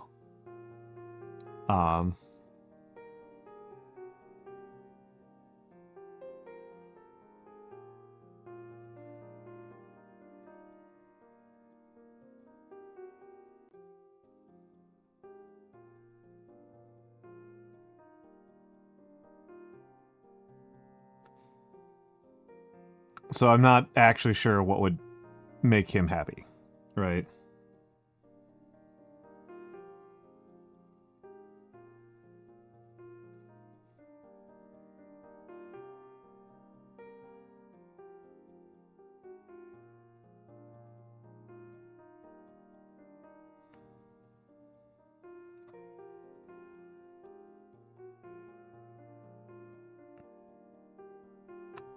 Gotcha. DM me it, so that it doesn't get lost in the scroll of chat. just to let people know that's not the only thing I'm planning on doing on stream tonight. I am planning on also making some quick and dirty business cards. I'll print them out tomorrow, because there's printing nearby, because it's New York. And just going down to a printer to say, like, hey, can you print these out as business cards is pretty easy.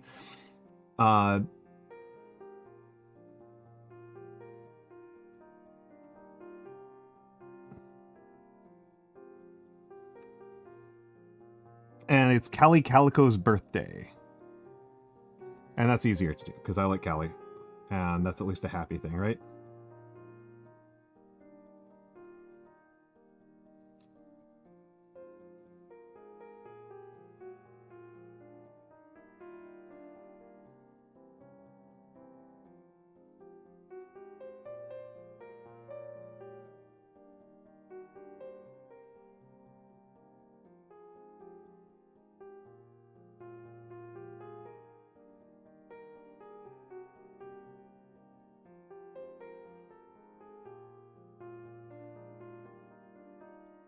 Okay, working with the 2mm is not bad at all.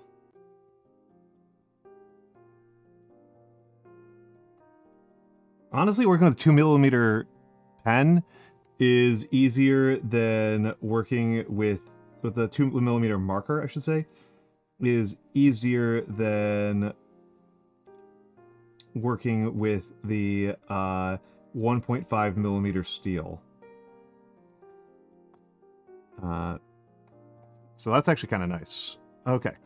So having done that,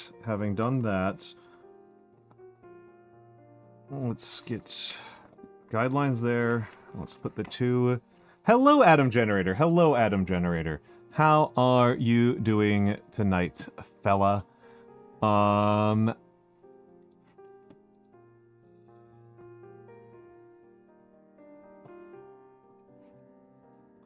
Ooh.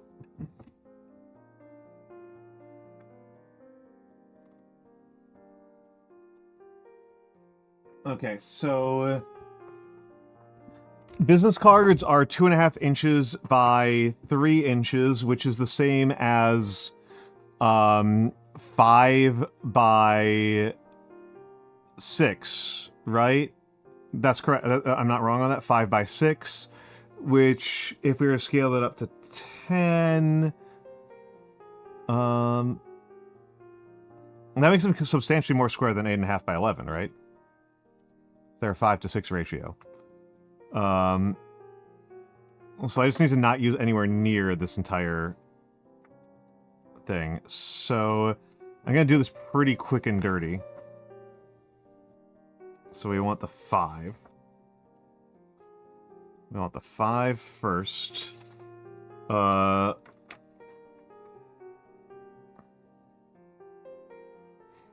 And I can recenter the image later. Centering is fine as long as I don't make it, like, too wide. As long as I don't mess up the ratio. As long as I don't produce an impossible ratio. So as I can be pretty off... I just need to give myself some breathing room. And make sure things are level. Right? And if I do this right, it will be pretty much one take.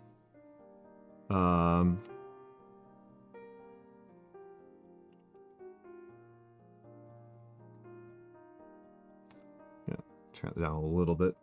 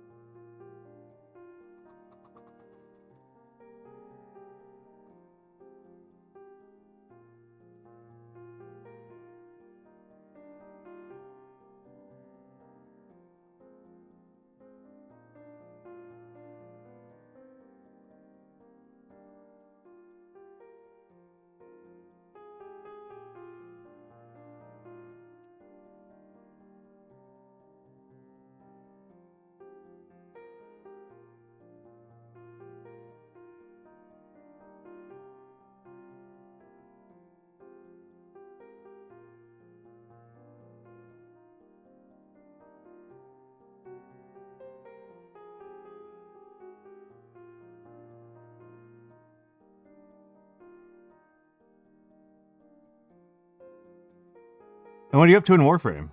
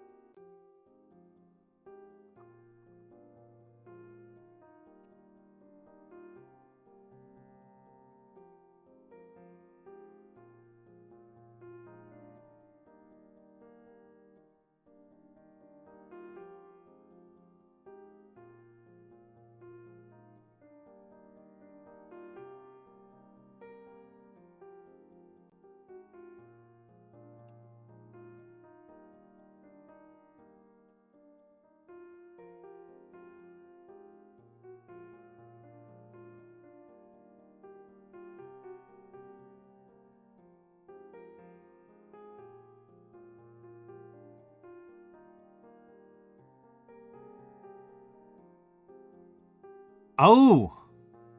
Yeah, I don't even have those. Ha! One of those things that's always very funny to me with Warframe is I have an enormous amount of time in Warframe, but I haven't played it in a long time. So, there's a lot of new stuff I don't have. It's very typical for, like, somebody to talk to me and they're like, oh yeah, I did, like, this, this, and this, and I'm like, I don't know what you're talking about.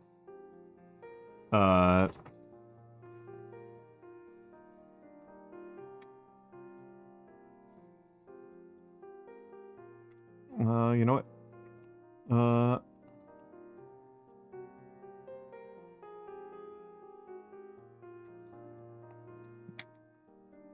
They are fun. I don't even know what they are.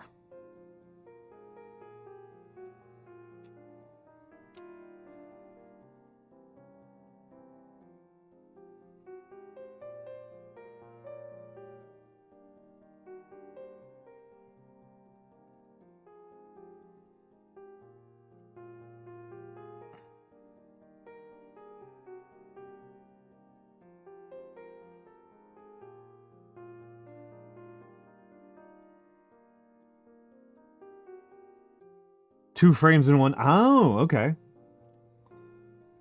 A little bit like an Equinox thing going on?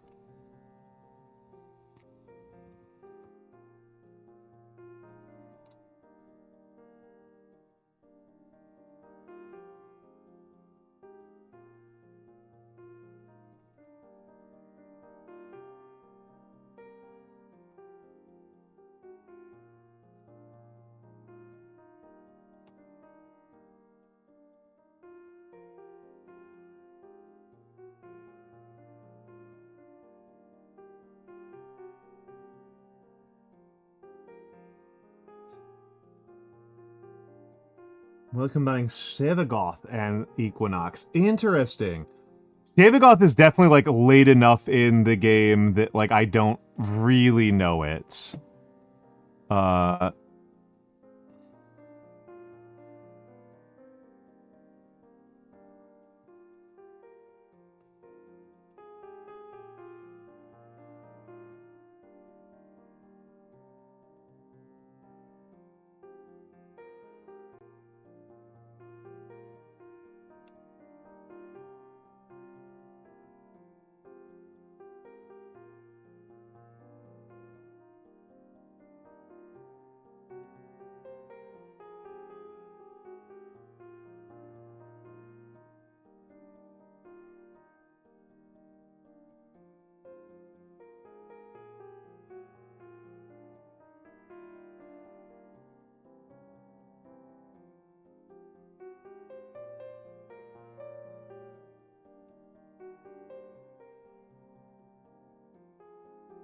Alright, hold on, just focusing a little bit more.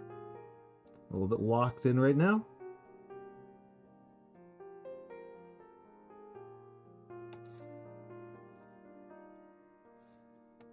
Need to build two frames differently. Interesting. Interesting. Is that one of those this is one of those things like balance sometimes winds up being a little bit wonky on, where instead of it being like feeling two things you get to switch between. It's they give you the two things, you just choose one and you just do that. You don't actually do like any of the switching, you just are that. Like a lot of RPGs produce this in particular, where it's like, oh yeah, like you could be a druid, but like druids get to switch, but you just like only play as a bear.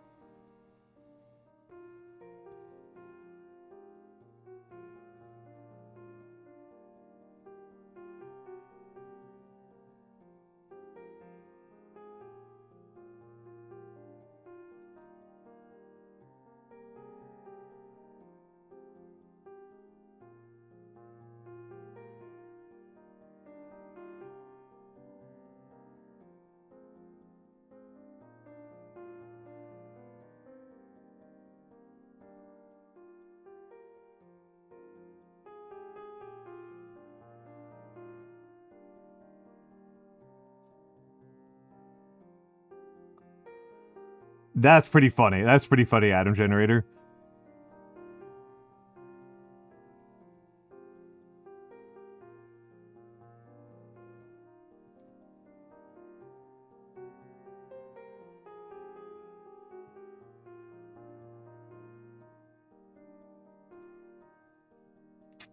I'm unlikely to make Warframe like a significant amount of my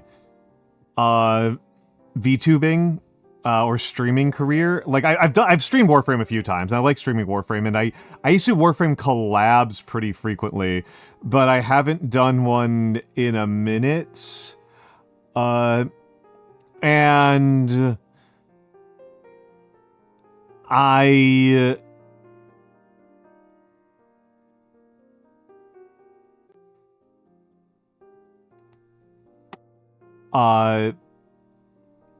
but one of the things, like a minor disappointment to me in a way that does not matter, there's like a dumb thing that just like does not matter as a problem, is that I don't actually like Dante that much. I kinda like Dante, but Dante is nowhere near my favorite. To play. Dante might break into top 10 for me, but it's definitely not anywhere near my number one, even though like he should, for like branding purposes, it would be good if he was. Okay. Sincere, actual reason to not play Warframe. Like, really legitimate reason you should not play Warframe.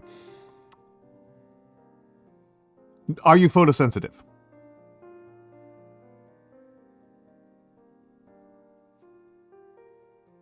Like, that's like the actual sincere reason not to. Is that, like, if you have issues with, like, epilepsy or photosensitivity in general, don't play. Yeah, that's like legitimately, like, it... I don't know if it's the worst game for photosensitive people, but it's not a good one. Like, it would...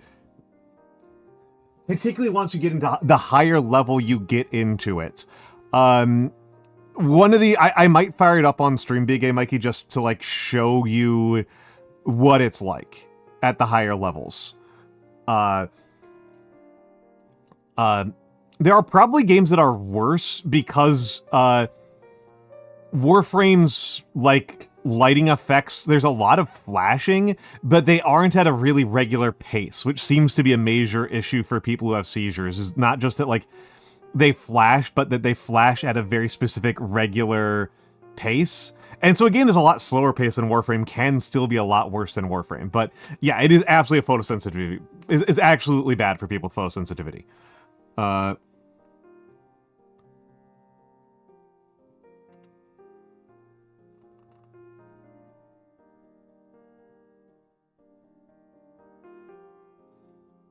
There are other reasons why people tell you not to do Warframe.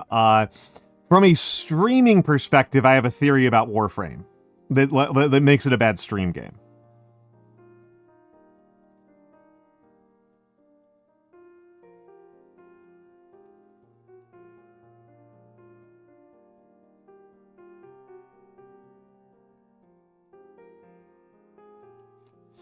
But,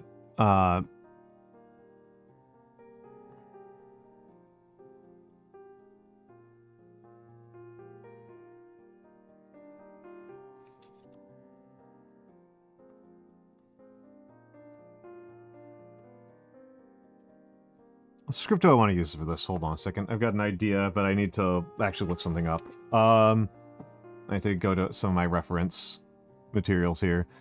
I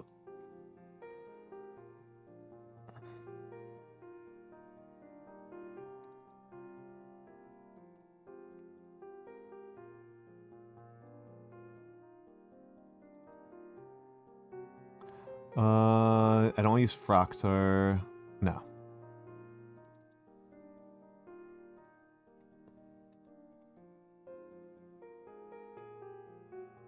That is not what I think is the biggest problem, but it is close. You are hitting what I think is you're getting very close to what I think is the crux of the issue.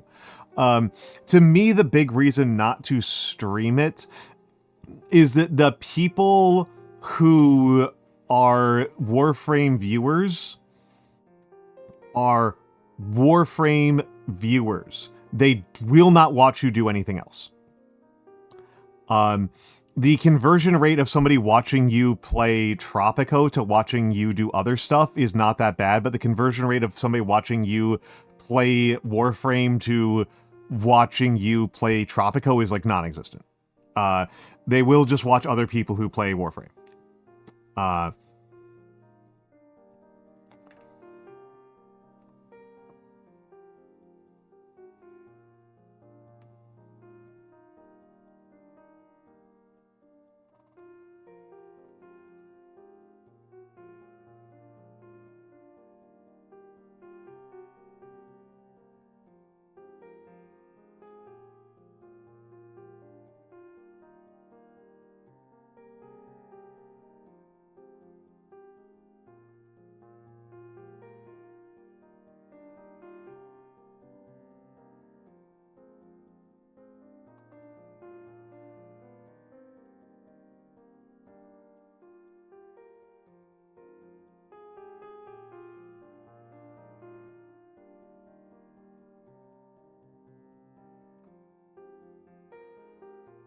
But that's like a business decision thing, right? That's not like a... That's very little to do with like actually just like playing the game. I actually love the game.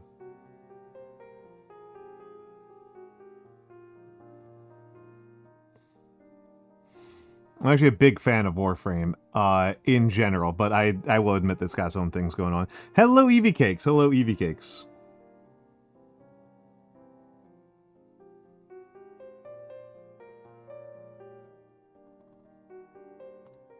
How are you doing, dear?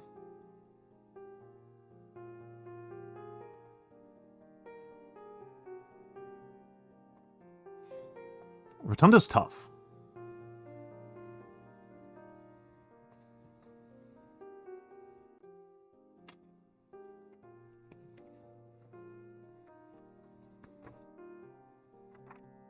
And where did I put the guideline for the 3.5? Oh, rich.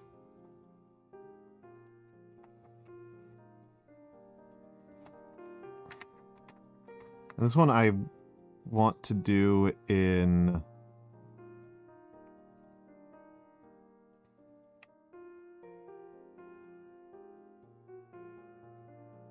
Bit fried from con prep? Yeah. I have this. On further inspection of packing, I am not going to pre-bake the cookies that I'm gonna make for Offkai. I'm gonna bake them at the convention. I thought about baking them in advance and then just bringing them, but I'm gonna buy flour and bake them there. Yeah. Absolutely, not a problem. Oven, no problem. Yeah, I'm getting an Airbnb. Like, non-trivially, this is why I'm getting an Airbnb. Like, this is a factor in how I prepped for the con. Do I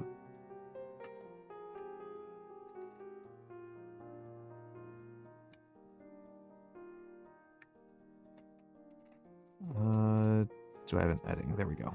I kind of like the editing's a little bit more.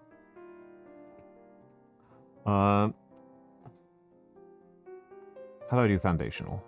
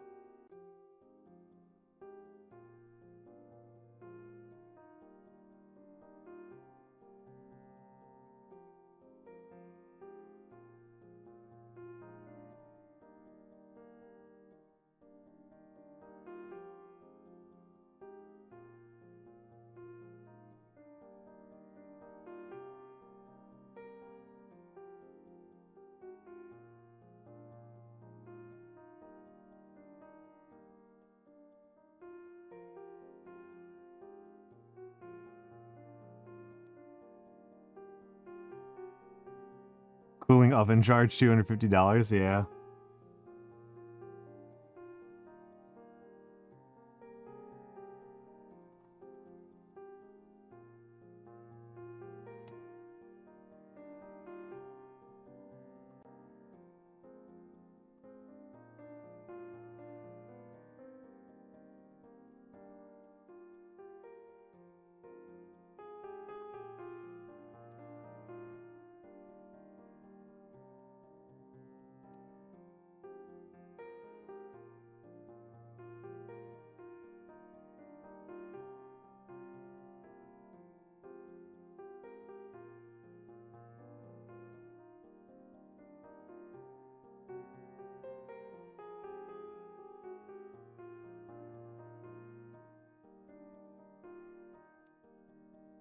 I think I may have to do a second take, unfortunately.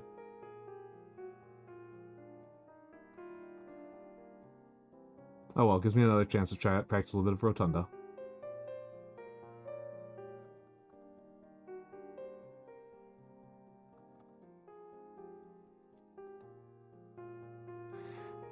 This is Batard. This is Batard, Rotunda, Foundational, Quadrata.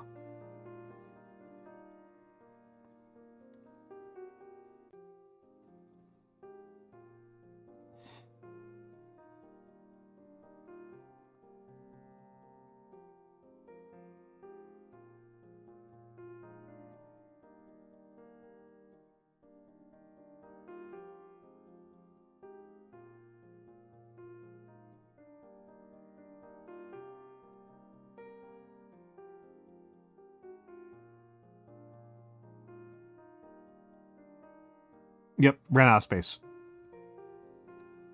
Fully out of space here. Fully out of space. Yeah, it fell behind in importance behind Offkai prep.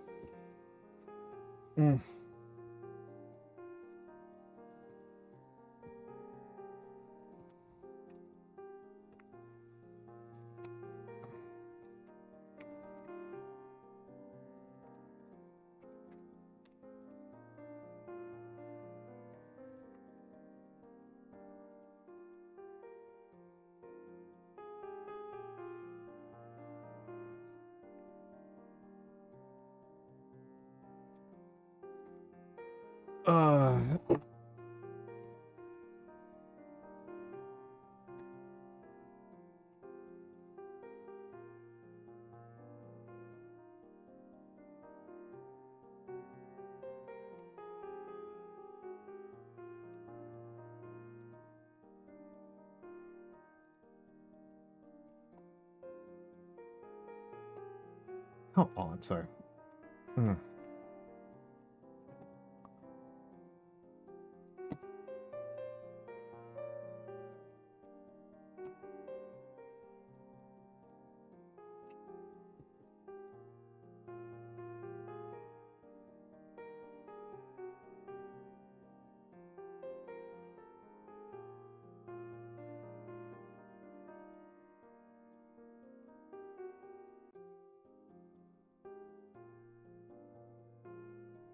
You know, this is also an opportunity to do this one a little bit better.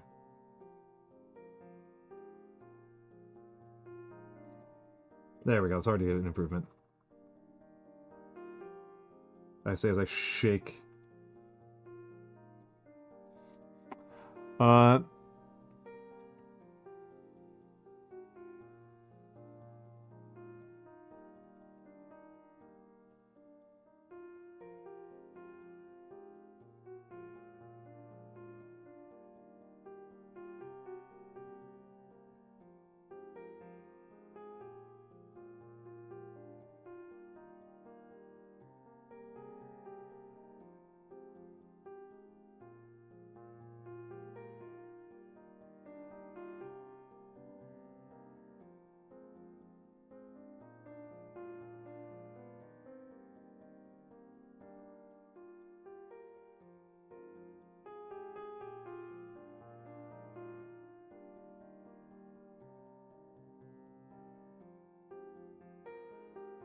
Hello, Mog. Hello, Mog.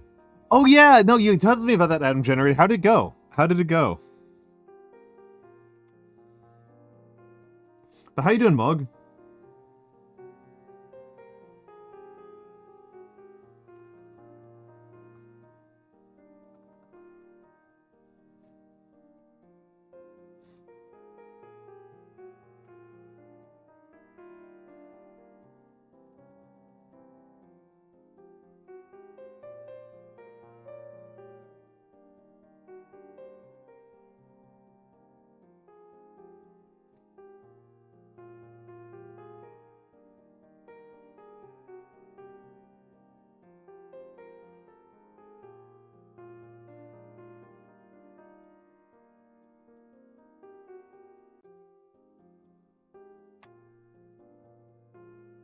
I'm planning on being Offkai, yeah.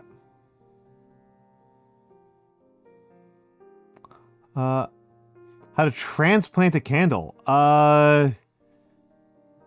Is there a reason why you can't just...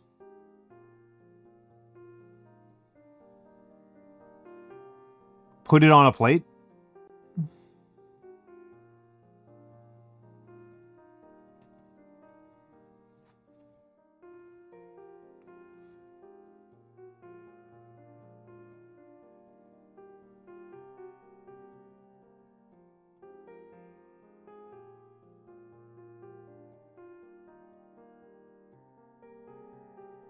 I would just put it on a plate.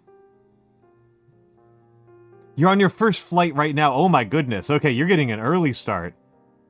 What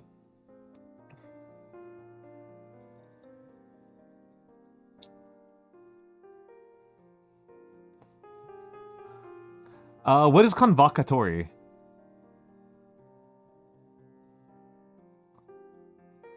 I mean, you'll be able to melt the whole thing eventually. I don't know. Maybe I'm just used to working with taper candles, but like, I guess my default of what a candle is a taper. So you just throw away the wax periodically.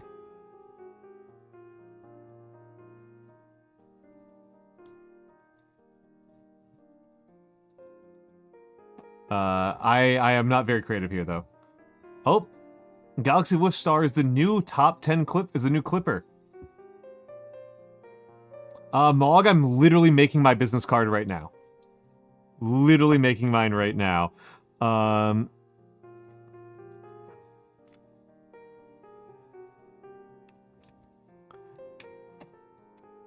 gonna take this to a printer tomorrow.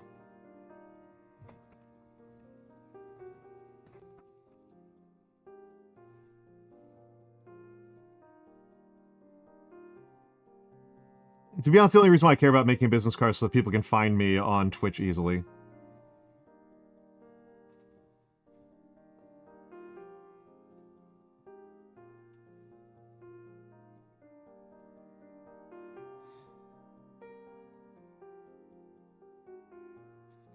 Should I... So, on the first draft of this, I wrote it...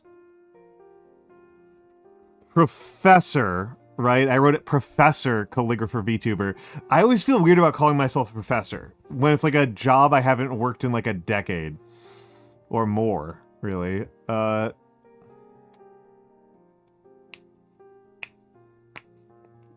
Should I say professor or sociologist? People don't know what the hell a sociologist is, so I'm kind of inclined towards professor, even though sociologist is more accurate. And former professor is too wordy. Eh, eh, eh, eh, uh,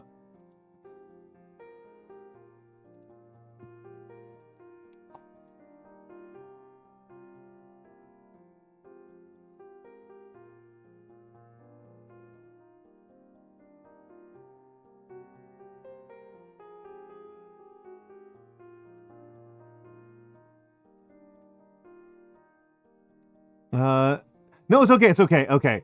The invites, okay, okay, the invites. Yes, thank you, thank you, thank you, thank you. And, okay, you're right, Komos. Yeah, okay. I thought about doing a Cadell here, but it'll take me, like, all night. They'll eat up the entire night if I do even a single Cadell. Okay.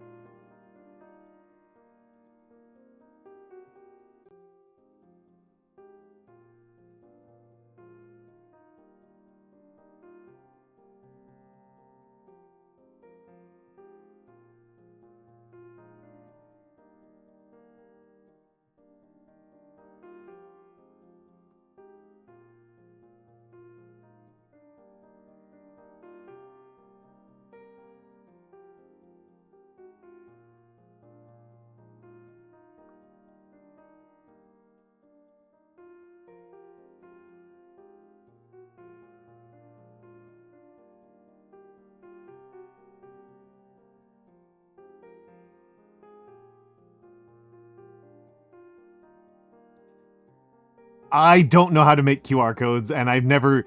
The number of times I've used QR codes in my entire life is like single digits.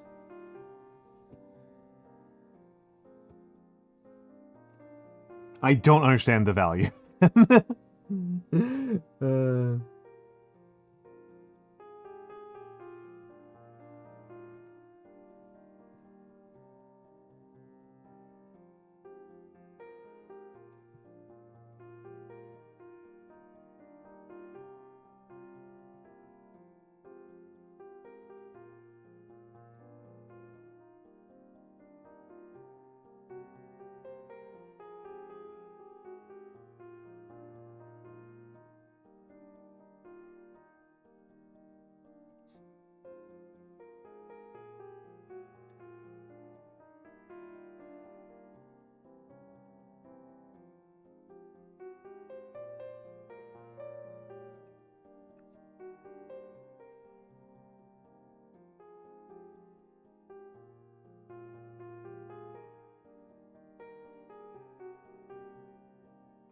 Microsoft Word. I write in LibreOffice.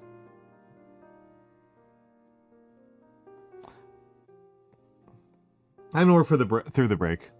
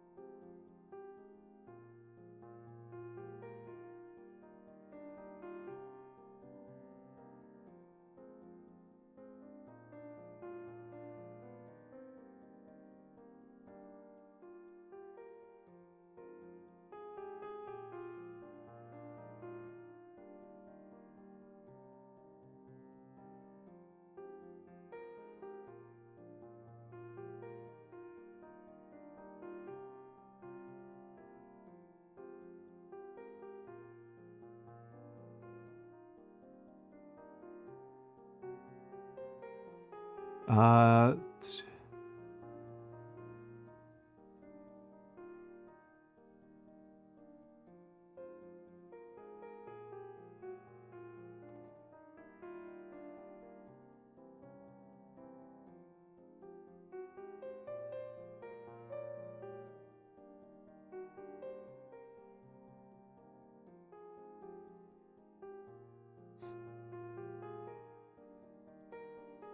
All right.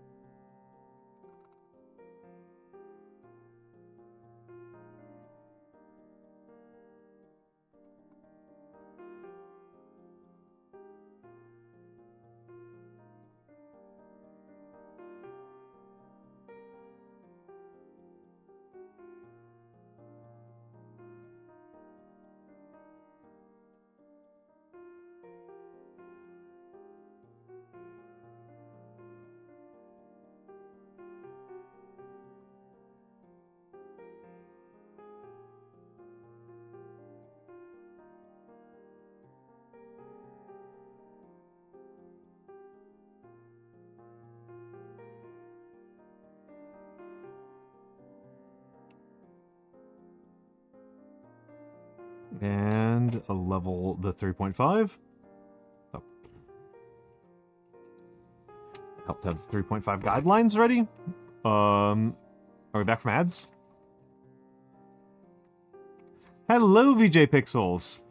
This is Inkwell. Inkwell is who is on my shoulder. He's my little guy. He's my little guy. He's very cute.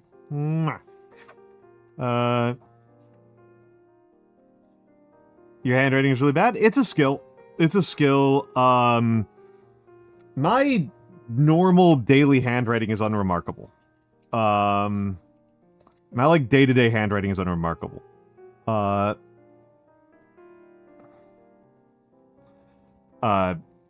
my calligraphy is pretty good.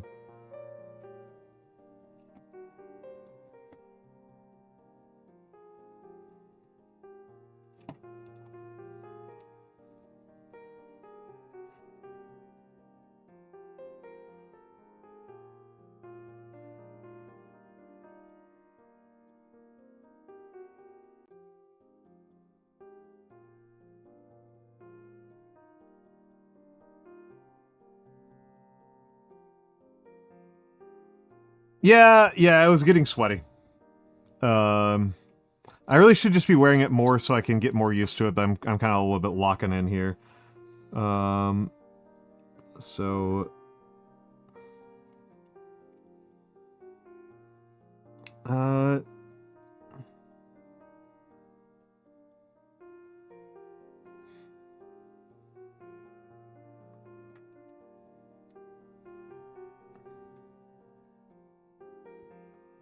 The question is, do I want to do foundational or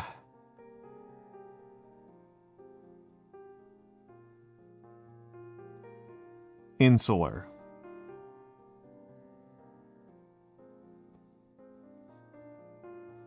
I'll do insular. Insular just looks a lot nicer than foundational. VJ Pixels, thank you for the follow.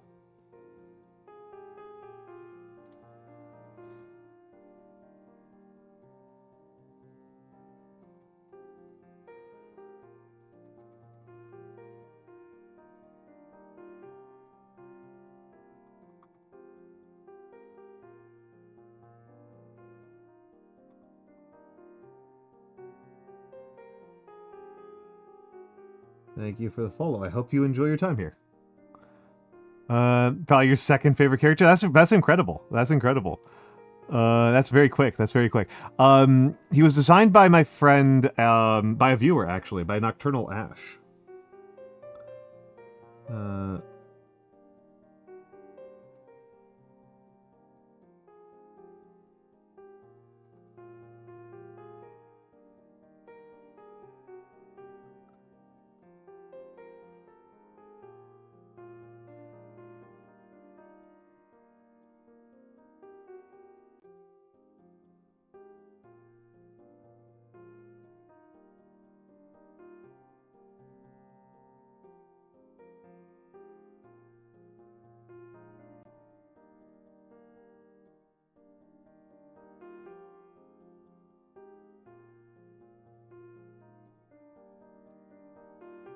Incredible.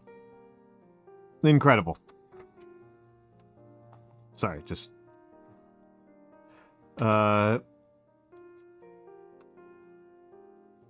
Okay. Sorry, just a little bit annoyed about that. Yep, correct, Galaxy Wolfstar. That's why I'm restarting. That's why I'm starting over. I misspelled Twitch. I misspelled a URL. You are correct. That's why I threw it away.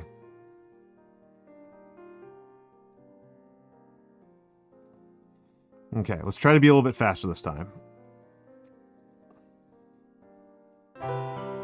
Oh, Cat Deer Snooze, my dear, welcome in, my dear friend Cat Deer Snooze. How are you doing, my friend? How are you doing?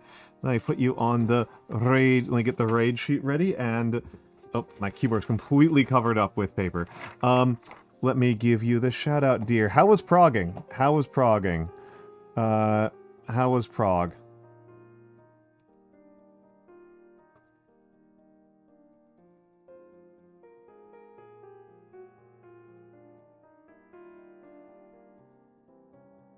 But yes, it's not a lot. I've had much worse. Meowdy, how are you doing, dear? How are you doing? For the Raiders, my name is Almantas VT. I am a former professor of sociology and a current VTuber. I'm an old man. I love old things. I do a lot of calligraphy. That is my main thing, is calligraphy. I am primarily a calligrapher. I also paint miniatures. Sometimes I rarely do origami.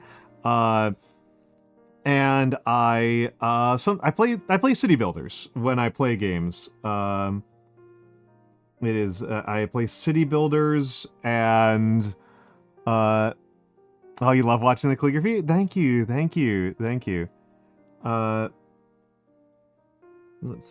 Your name's on the longer side, so let's start you over here.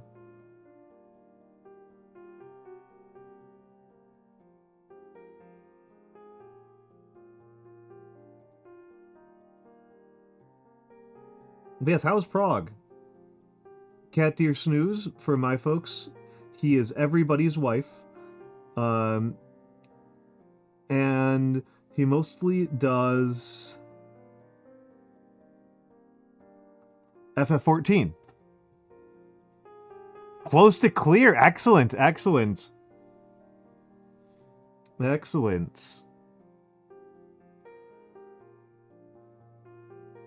feel really dumb. What class do you play?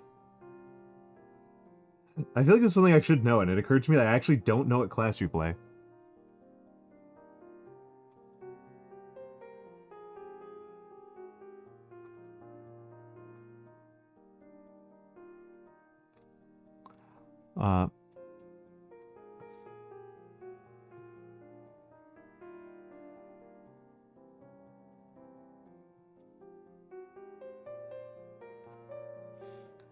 Hello, and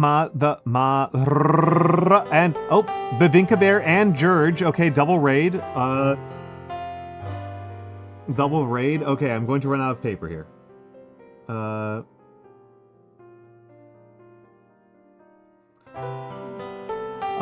But welcome in, George. Welcome in, Babinka Bear. Were the two of you working together? Was this a conspiracy? Hello, Matthew the Rice Seeker. For the Raiders, my name is Almantas VT. I am a former professor of sociology, a current VTuber, and old man who loves old things. I do a lot of calligraphy, which is what I am doing right now. I paint miniatures. I have lost track of my keyboard. My keyboard's over here. Let me give some quick shout-outs to you folks. At Babinka Bear and at George. For my folks, Babinka is a educational streamer. She specializes in art history and does a lot of art history educational streams, much more so often than I do. And George is an animator. Most of my animated emotes are from George. She got here first, George. She got here like 1 second prior to you. To Talk about animation from the 90s. Excellent. That seems like a good overlap for the two of you. But yes, the dance and the chest burst emotes are from George. He made those. So among other of the toss is also by him. Yeah, that one. Quickly devolved into a Digimon Yap stream. Incredible. Incredible. Also, hello to Jack00. Hello.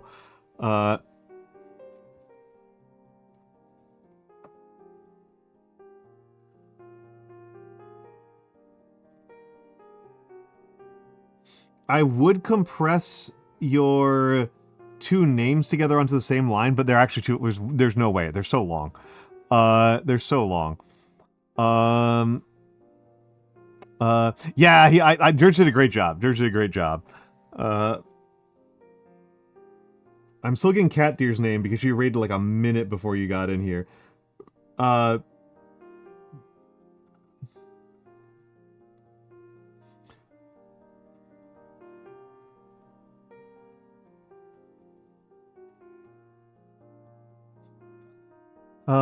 So stream has been fine. I got kind of frustrated because I lost track of my tools for a minute there, and that made me pretty annoyed. The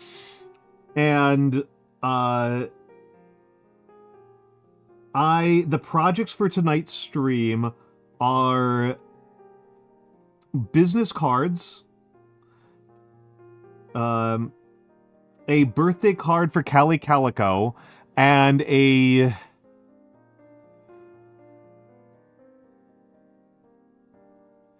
I don't know what to say. I might have to do this later. A condolence card for Fugi, for Book of VTubers. Okay, you're going to bed. Enjoy. Sleep well, Adam Generator. Sleep well.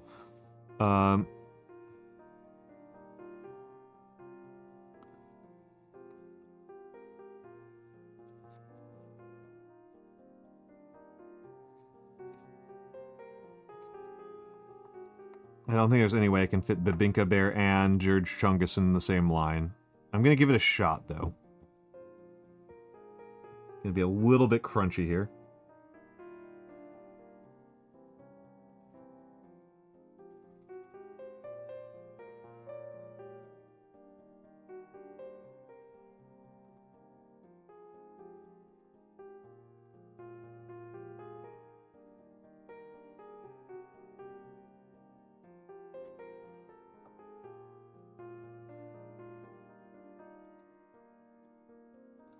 See what I can do here. Oh, goodbye, Matthew. Goodbye, Matthew. Sleep well, sleep well. And hello, Sybil.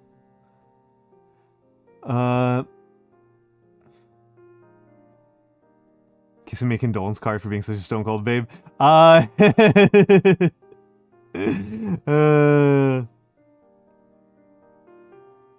you doing, Sybil? How you doing, Sybil? Give me a moment here and I'll give you a shout out.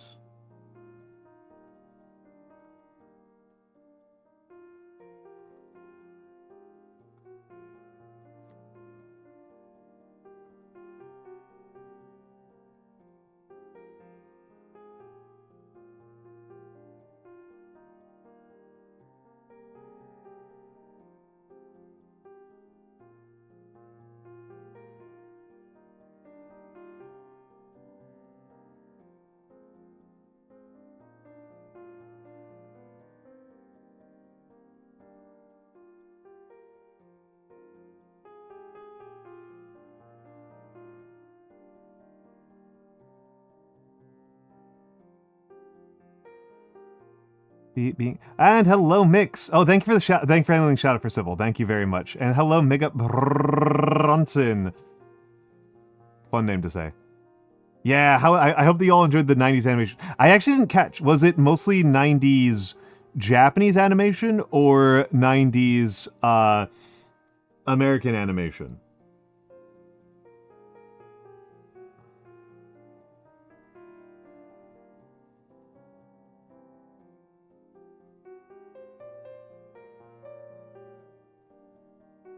Yeah, Sybil's been playing Hrot.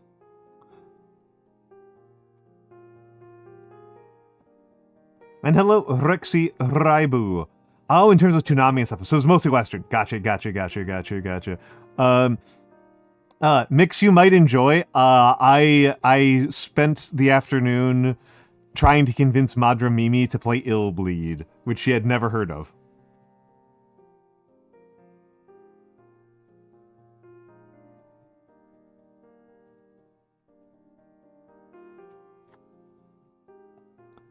Ill Bleed.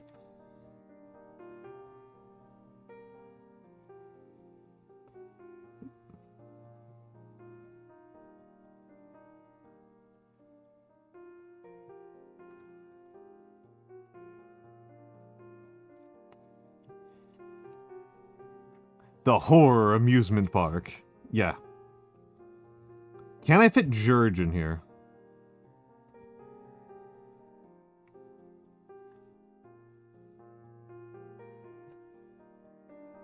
Yeah, nice. Good work.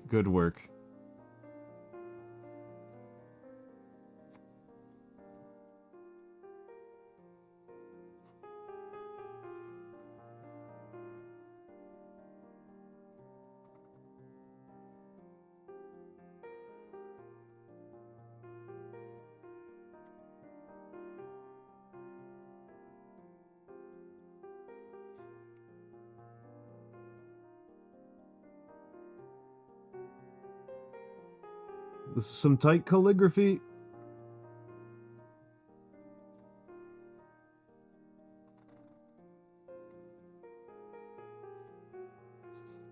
I don't think it's gonna work. I think we're gonna fail here.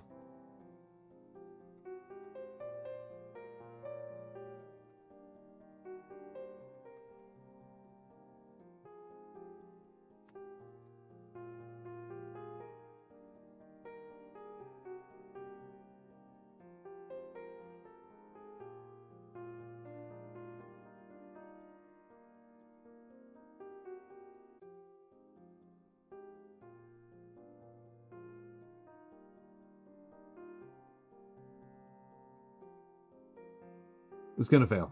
We failed.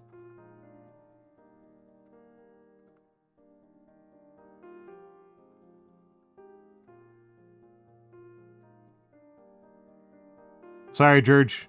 You get to be George Chungu. Yeah, it's too late. It's too late.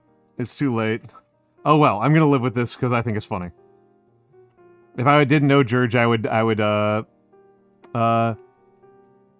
Yes, I'll be at Offkai, Babinka there. I will be carrying, I'll be carrying a pretty large percentage of the calligraphy I've done over the last couple years. Probably not these. These are ridiculous. But, like, I'm pretty sure I wrote a birthday letter for you. If you want it, I will give it to you. I am pretty sure that is in there.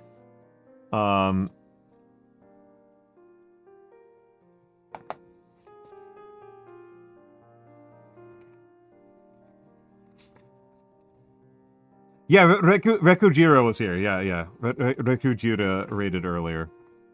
Alright. So let's start it on this. Let's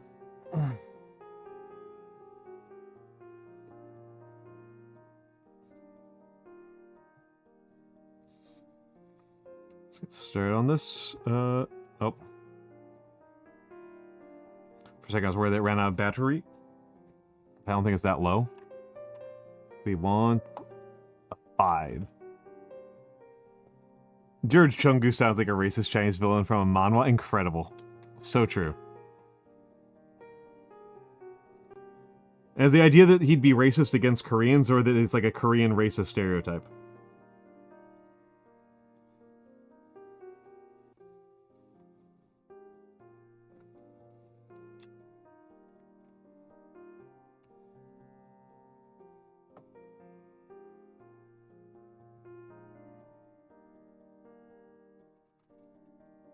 Obviously, you can do both.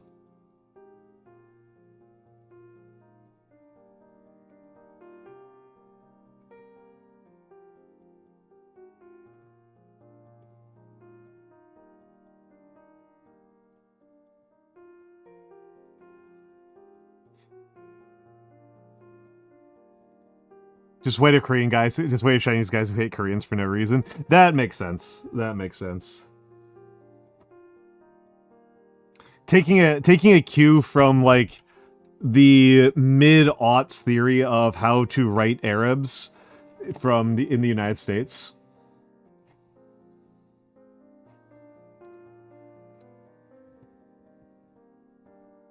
Taking a big stretch here.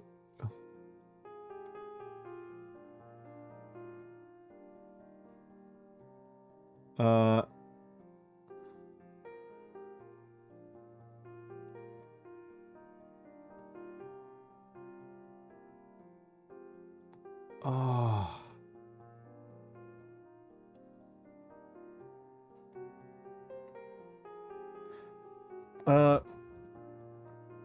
Yeah.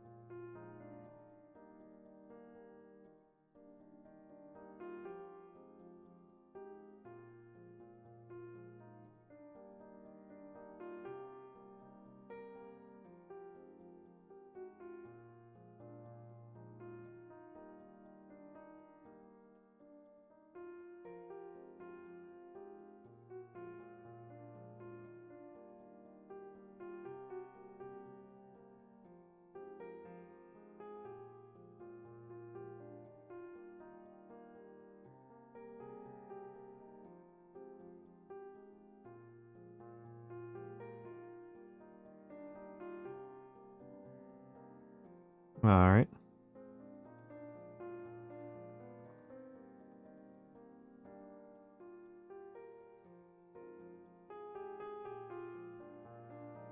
Trying to get a little bit locked in here because I've failed to meet my speed desire here.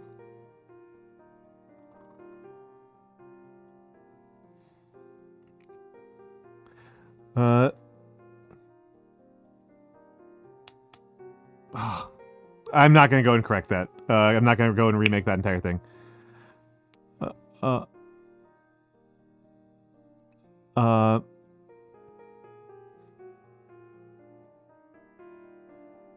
Generally, but not interesting.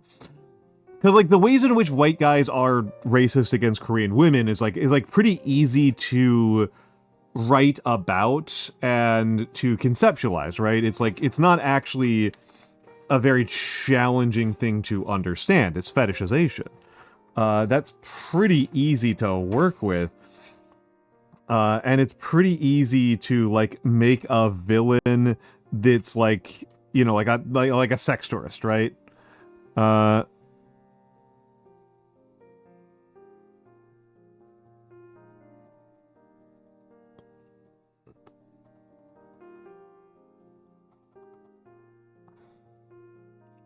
Right, like that wouldn't be, I don't think that'd be hard.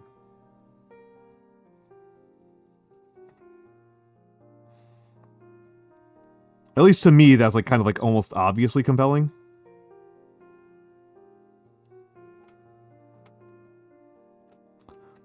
All right.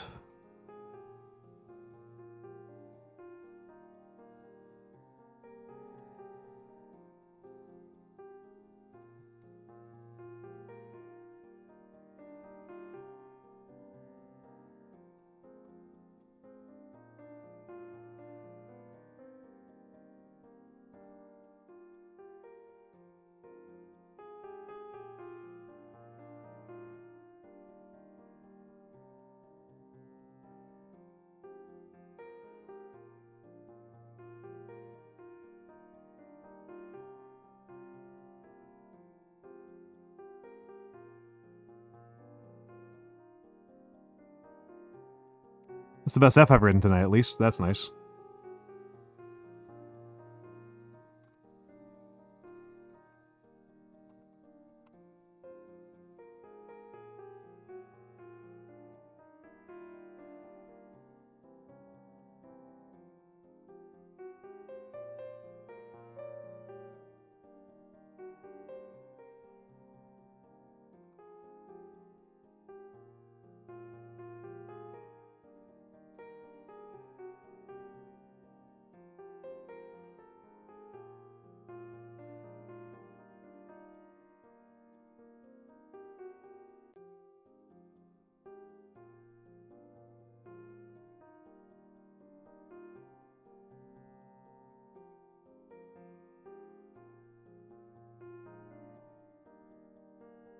Ugh.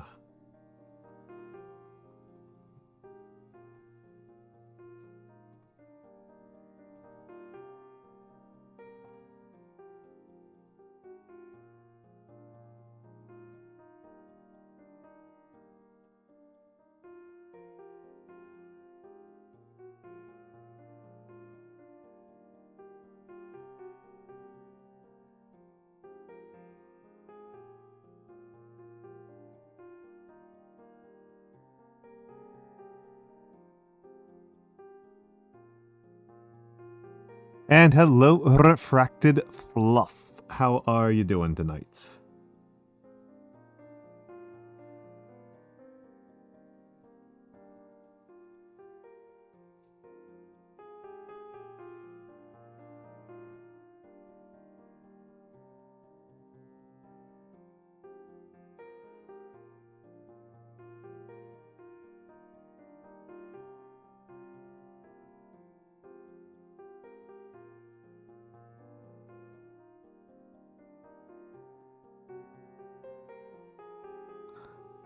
Yeah, what's up, Galaxy? Sorry, what's up?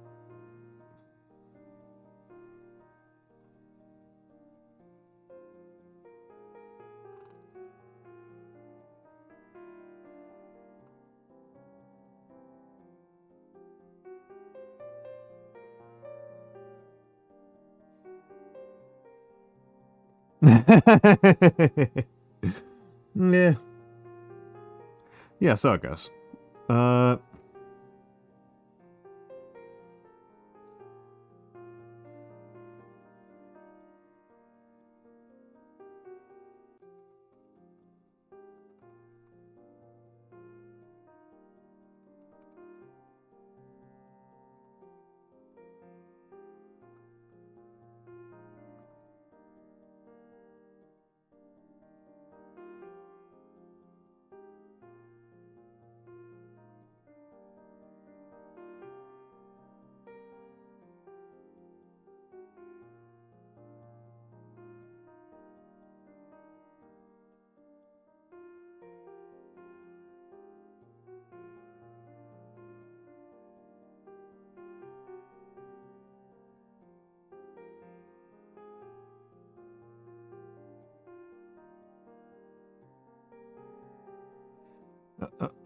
And let's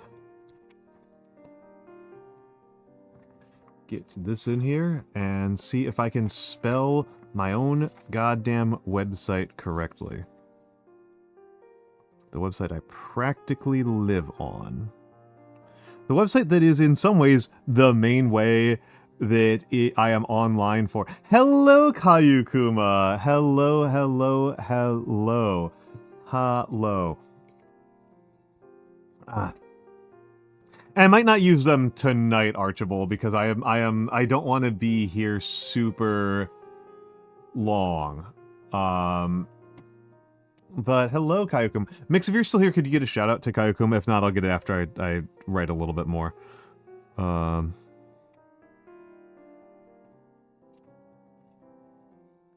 making a cute little business card, right? I'm a calligrapher. Thank you, Mix. Thank you, Mix. Thank you, Mix.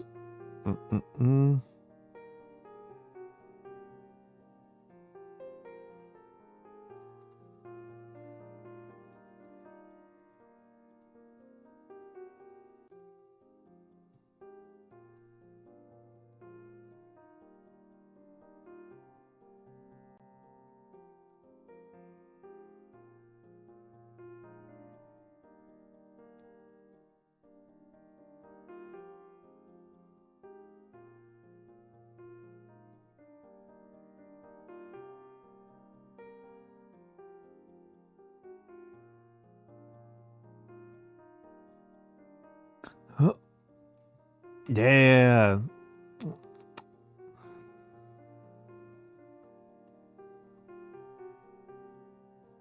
Okay, if I'm going to make a spelling mistake, it's not this one.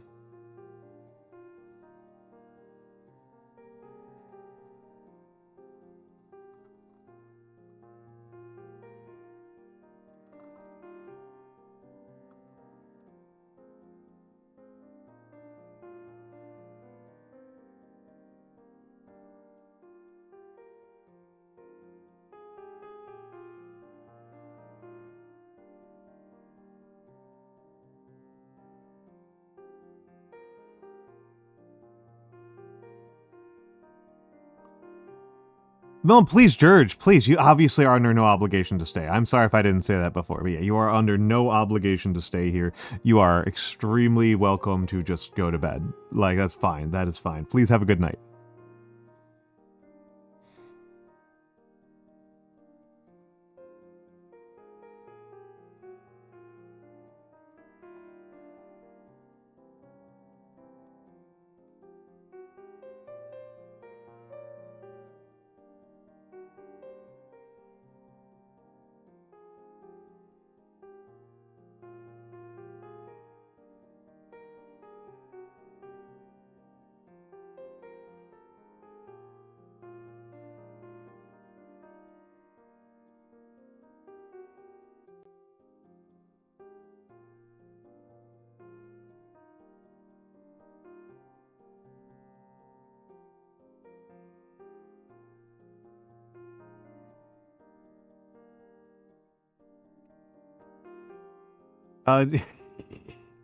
Yeah, George is going to bed. George is going to bed.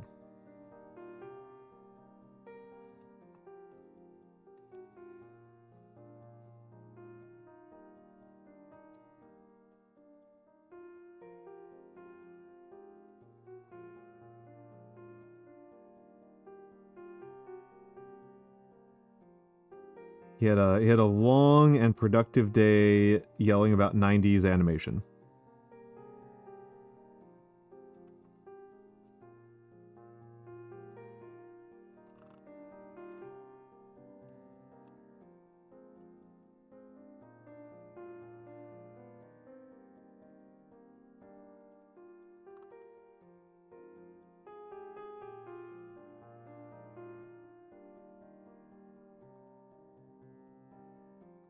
Wow, just barely fit that in there. Just barely got that in under the line. Okay. Oh, okay. This I will need to scan and then convert into, and then probably do a little bit of relayout to make it fit onto a business card format in a pleasing form. Uh,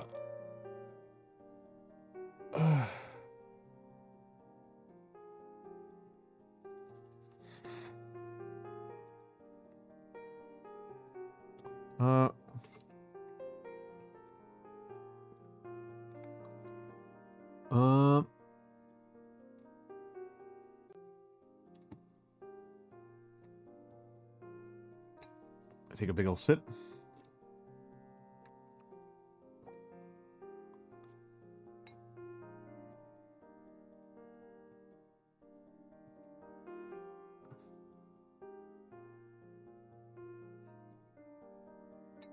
This has been a nice stream. I'm glad.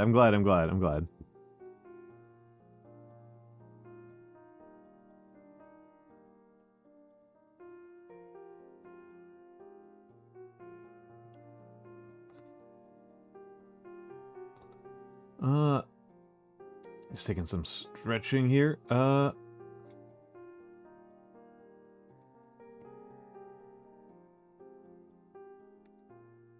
right.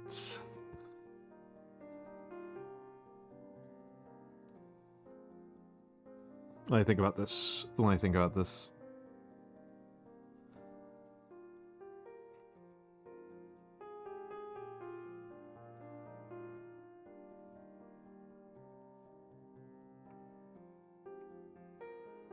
Oh, workout time. All right, Galaxy Wolfstar. All right.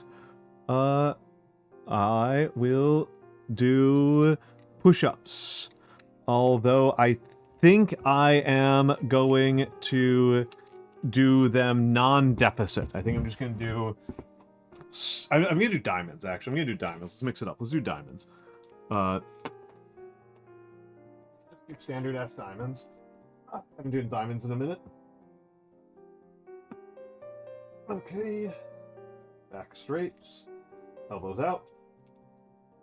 1, 2, 3, 4, 5, 6, 7, 8, 9, 10. Oh. Ah. Oh. Yep, definitely haven't done those in a while. Oh.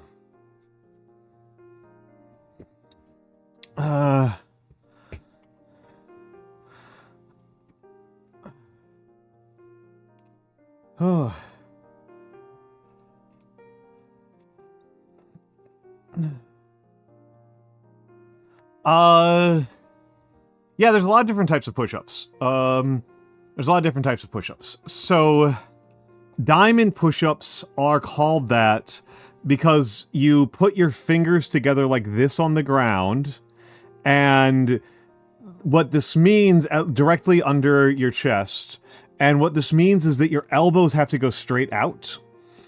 So that means that when you go down, your elbows go here. Like, your elbows go like this. Your elbows go wide. And so the gap between your arms turns from a square into a diamond shape. So they're called diamonds. And these work out your triceps a lot differently. I usually do pseudo planche push-ups, which are my hands like this, and my elbows tucked really tight in. So my hands are like this right underneath my shoulders, and then my elbows are tucked in right underneath that, so the elbows go straight backwards. And these use slightly different muscles. And the reason why I like to do pseudo planche push-ups is because eventually I would like to be able to do full planche push-ups. And planche is a position where your hands are touching the ground and your feet are up in the air. Like, and it's not quite a handstand. It is a handstand in a technical sense, but you know, the feet are, you're up at an angle. I'm not quite there yet. But it is a long-term goal of mine. I would like to be able to do full planche push-ups at some point.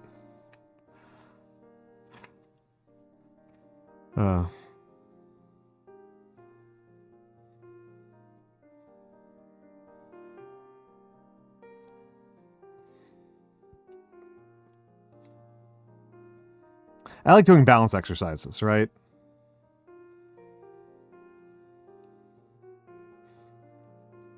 Going to the gym at Offkai? I mean, I'd rather hit the gym than hit karaoke, right?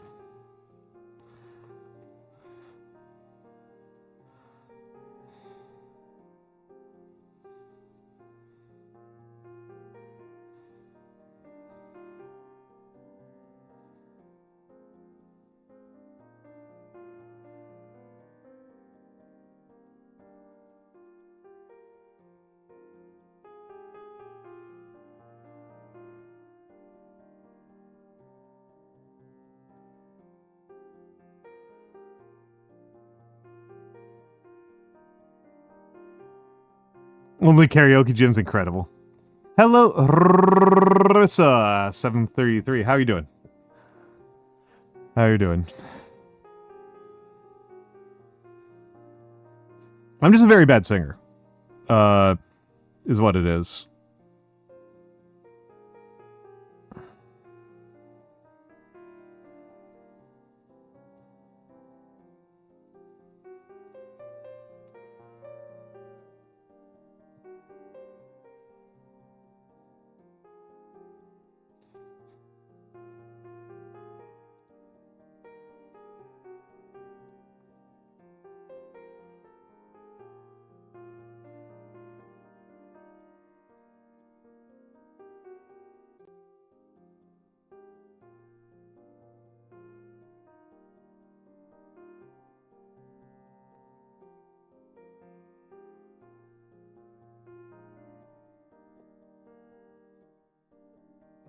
I have never actually heard Mr. Bright. I don't know what Mr. Brightside sounds like.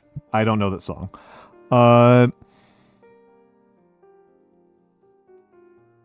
Only up to wall push-ups. I mean, hey, anything that adds stress to your body is a correct exercise, right? As long as it's tough for your body, it is the right exercise for you. So I'm impressed with you. I'm impressed with you. Oh, I'm sorry, VJ Pixels.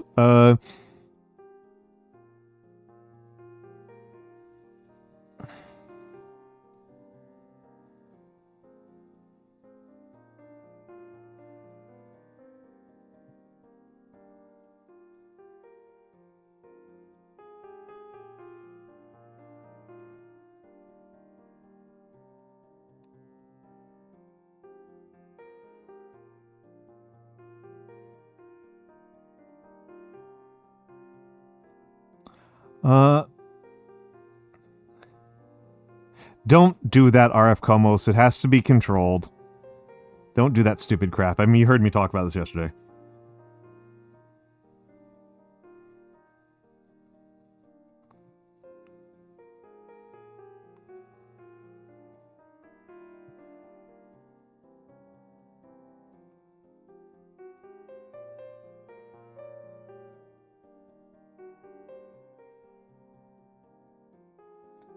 All right, VJ Pixels. All right, whatever you need to do to live with yourself, right?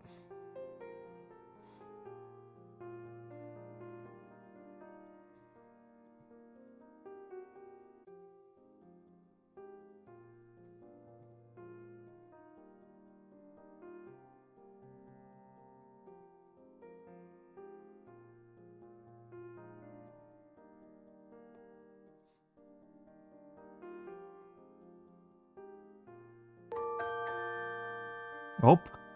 RF Comos. RF Comos, thank you for this Prime. Thank you for the 6 months. 6 months. That's so many months. That's so many months. Thank you so much for it. That's.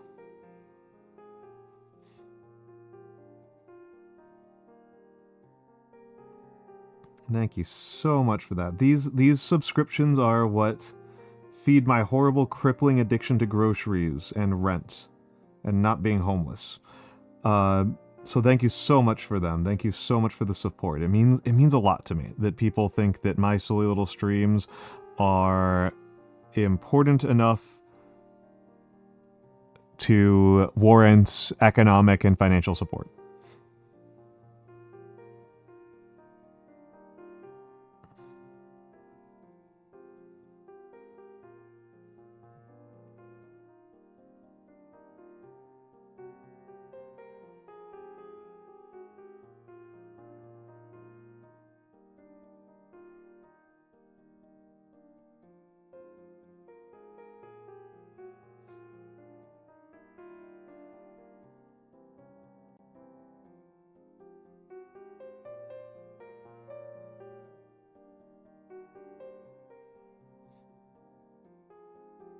All right.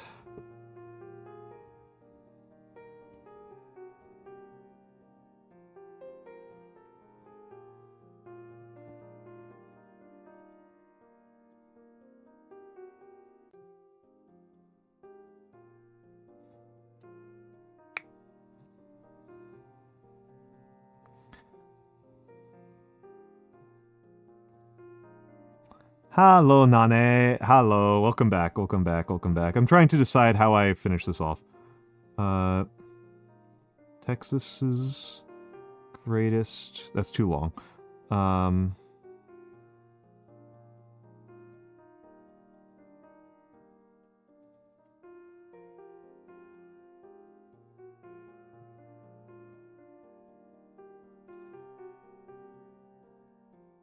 Thank you. Yeah, this is my handwriting. I like doing this. You're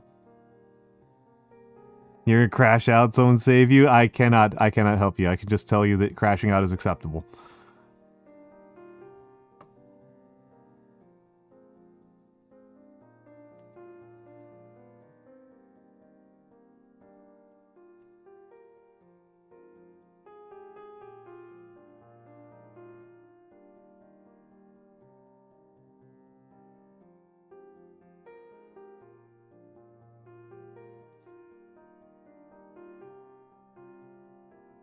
I've talked about this before, but Callie Calico is legitimately one of my favorite streamers, and I admire her an enormous amount. I admire her kindness and her dedication and her just tireless pursuit of helping small animals. It's I don't know, it's just something that I think is really important.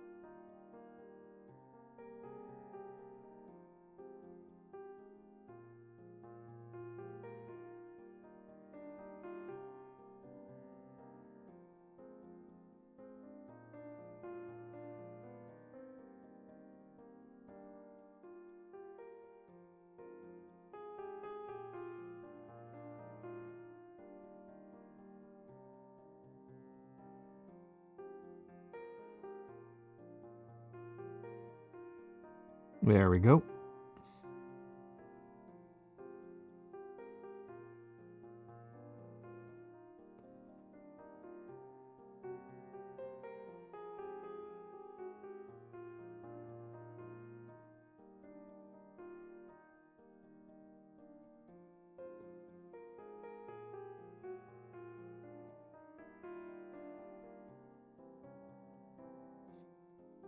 All right.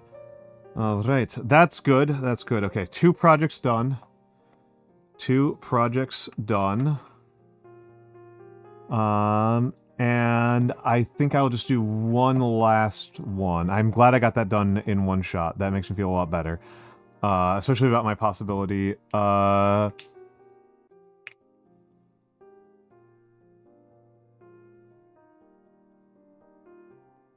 Okay, I see what Archibald wrote. Archibald, if you're still here, this is like way too long. I might be able to do...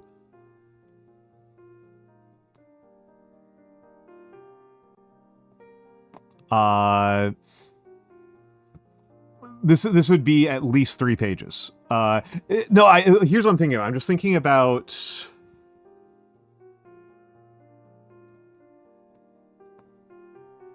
doing one of the 3, right? I think I could do one of the 3.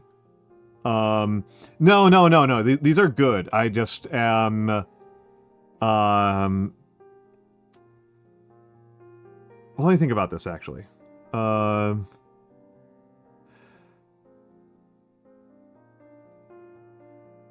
this is not the first time that this has happened. It's not like your fault, Archibald. It's just it's easy to underestimate how wide calligraphy is.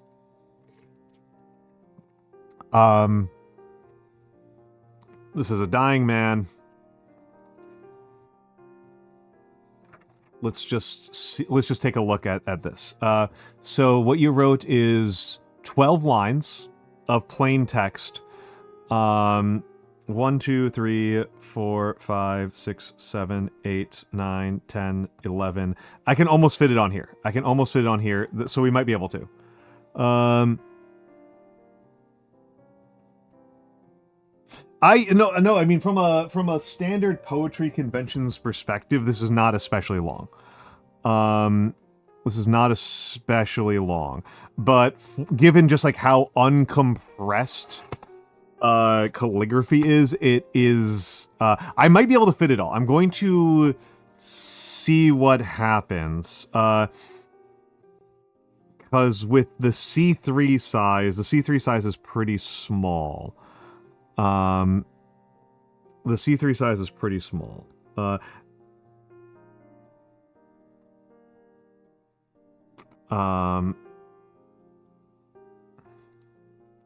am going to use the markers because that's what I'm warmed up on and practicing. There we go. There's a 2mm. Okay.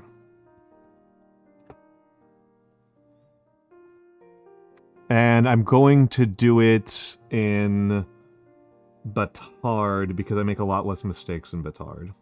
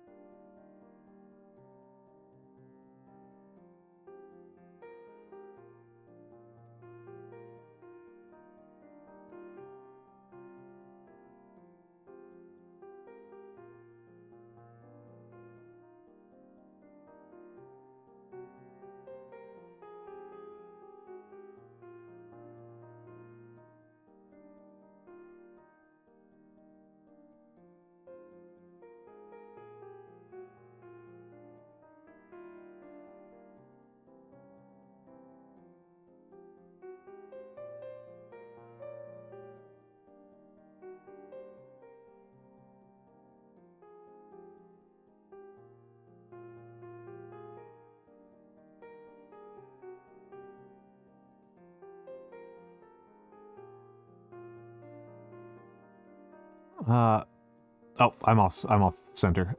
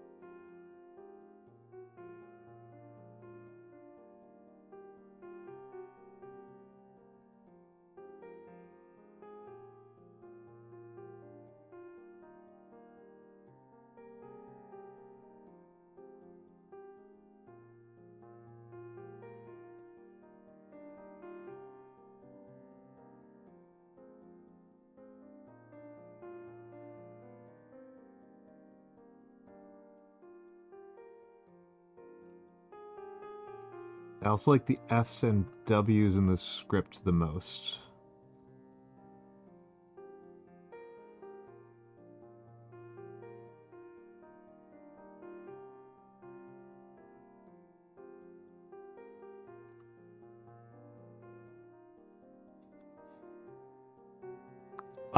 X. There are only there are basically no X's that look right. In my experience.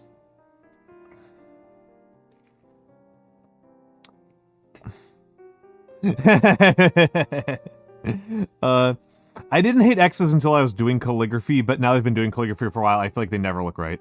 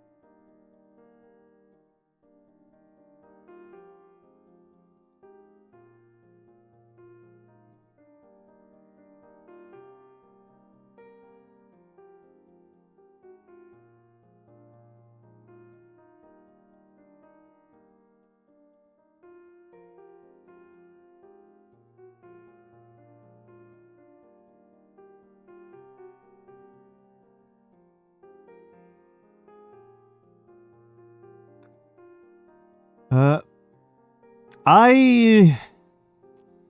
Man... I definitely do like to be friends with my exes when possible, but it's understandable, if a little bit sad, that many people would, even if that's a nice idea, they are worried about jealousy from future partners.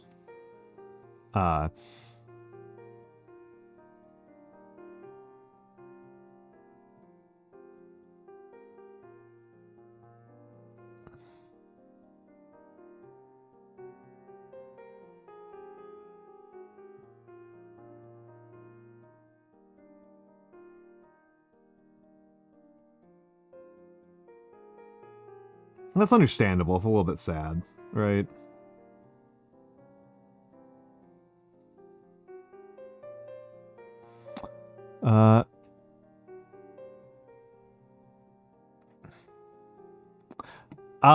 Yeah, I prefer Spirit. We did talk about this earlier. I prefer Spirit.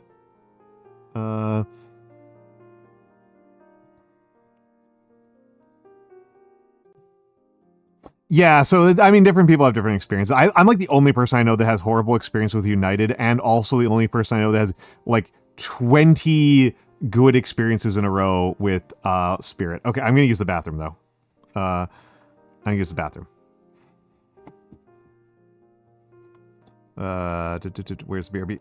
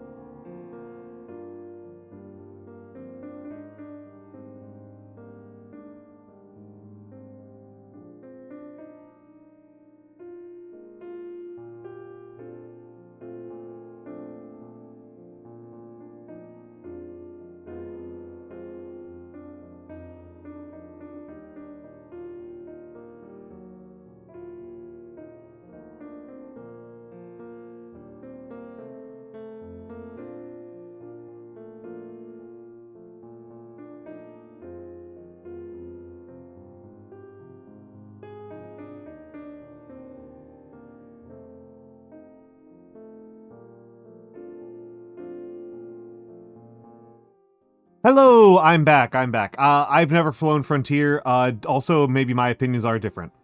SanDisk storage. Are SanDisks insanely overpriced these days?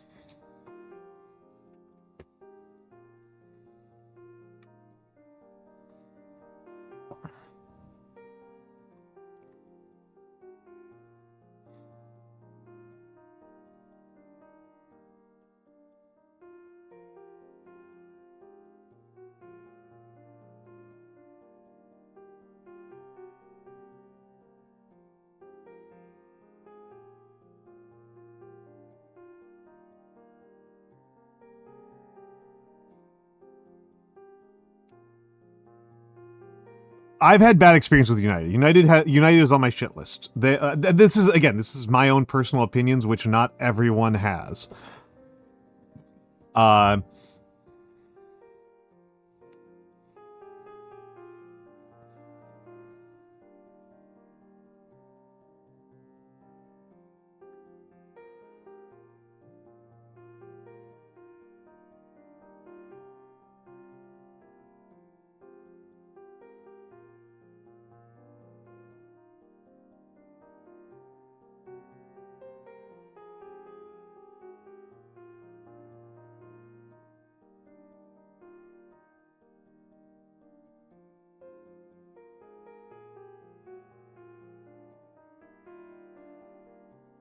Oh, yes, please have a good night. Have a good night.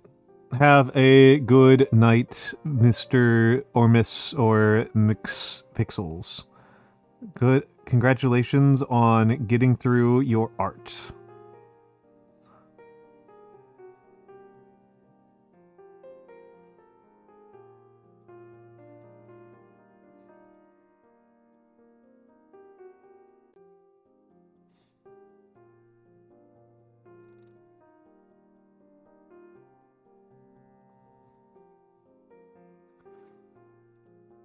Okay, now we've hit a different problem here, which is this is not the longest line.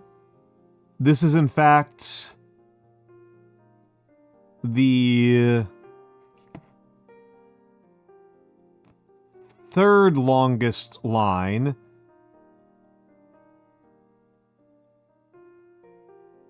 And it barely fits.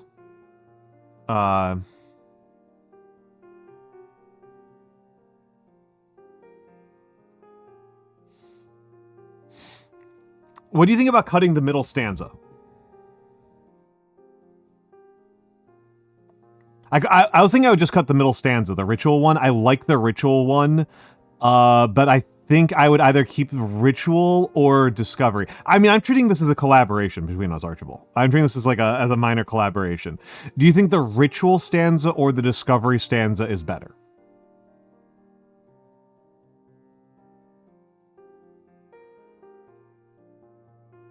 I do want to keep the last line. But I think we cut one stanza. Discovery is better? Okay, I do like the ritual one a lot, but I think we'll go with the discovery one.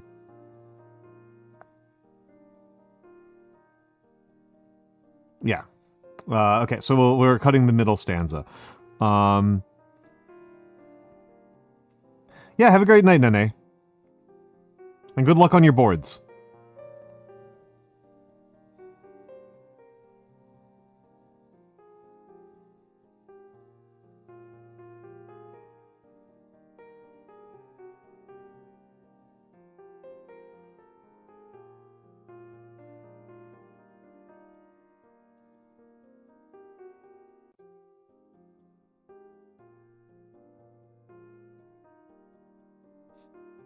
I am, like, doubting myself so much on spelling silhouette.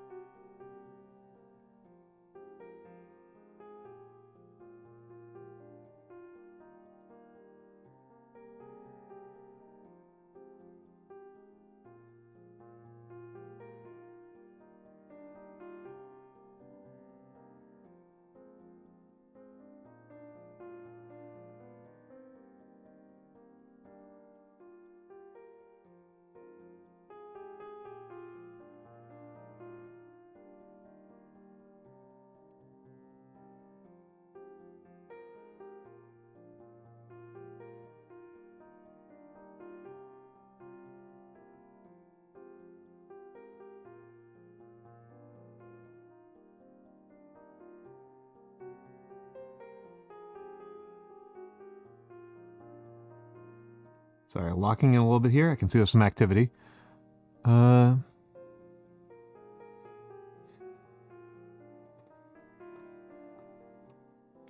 Quintessential. Not quintessential.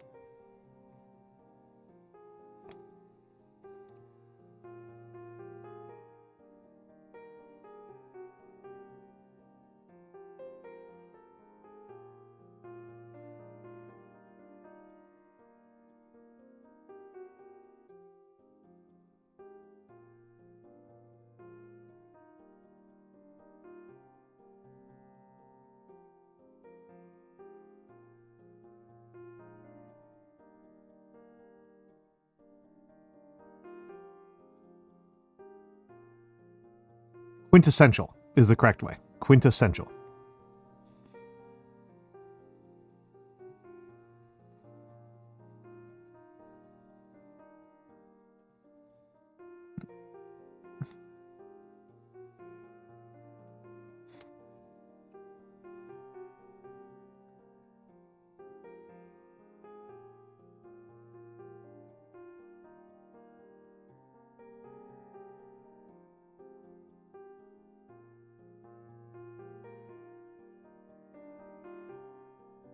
Do you need to get rest, Galaxy Wolfstar? Have you perhaps stayed up a little bit too late?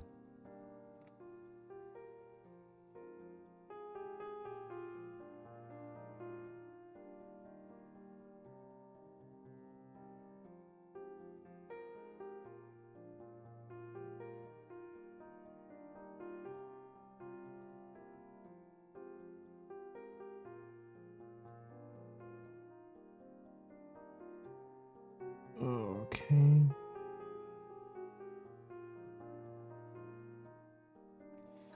Polyploidy senescence. Polyploidy is a word I've never heard before.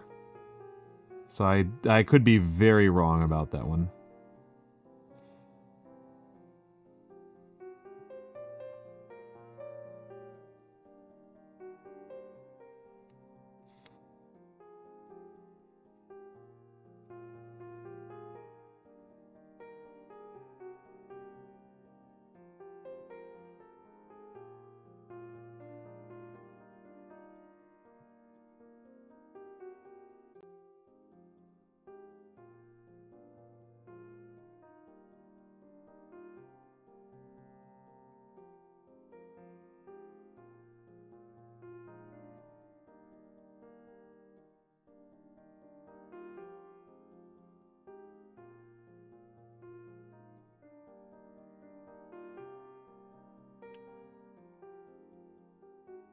Oh, thank you, Bones.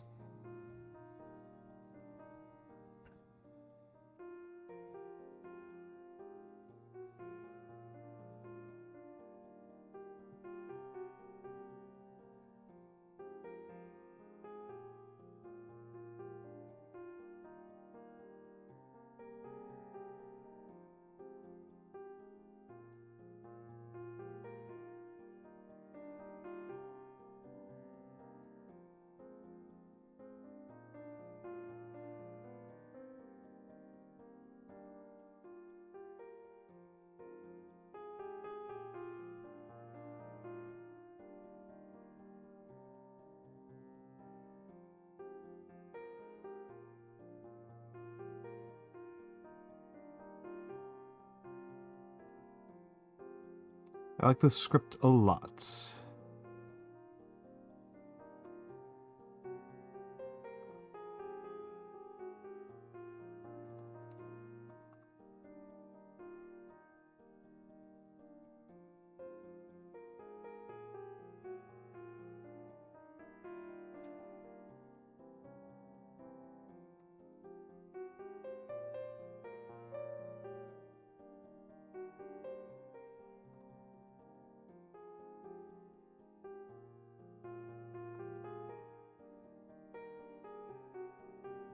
State of arrest that occurs in cells during cancer. Interesting. Interesting. I kind of wish I'd made the decision to space this to the right, because it would look I feel like that would look a little bit nicer, but this makes it feel like a little bit more like a classical poem. Or I should say traditional poem, not classical, but traditional.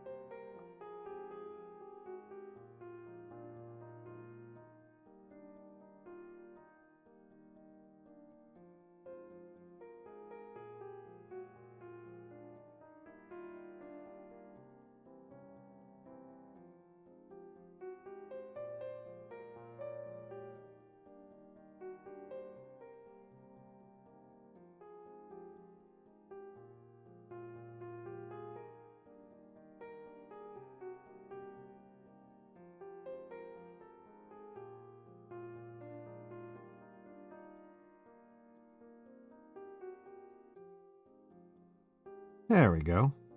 That's a good one.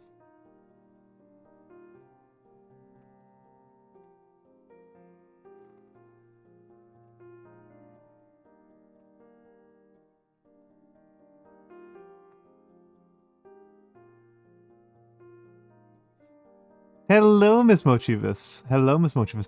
Actually, no, I haven't, Archibald.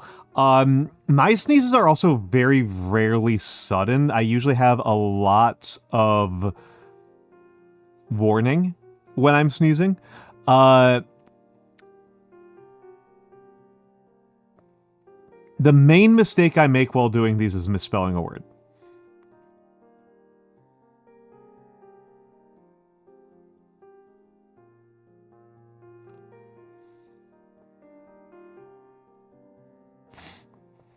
Hold on. I'm going to ask Archibald a question here. Of celebration, so might all move. Do you want that to be so might all move, or so all might move?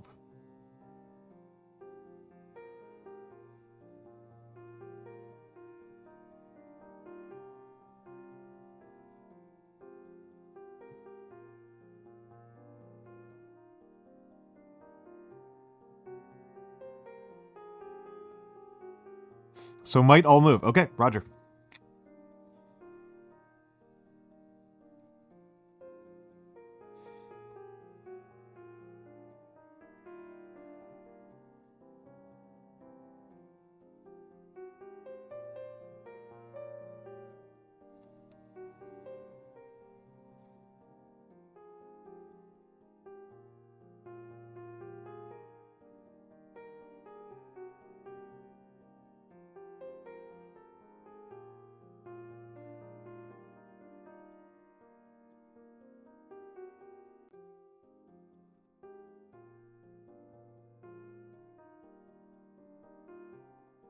That's all good. That's all good. Oh, Mystic Art Studios has redeemed to workout times. Give me a second here.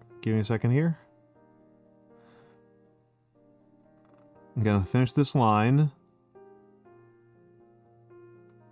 And then I'll do squats.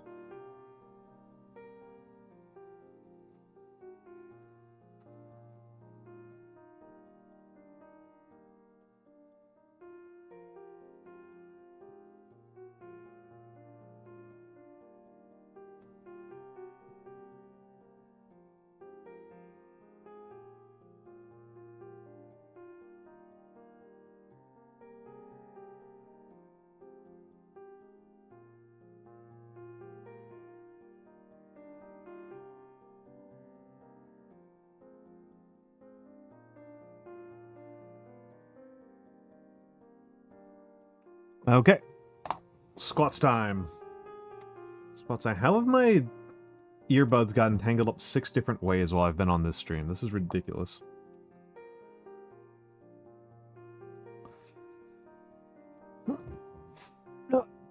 Okay. Oh yeah, I can tell that I need that. Need the squats. Thank you. All right. Left leg first. 1, 2, 3, 4, 5, 6, 7, 8, 9, 10. Okay. That was left leg. Now right leg. Whoop.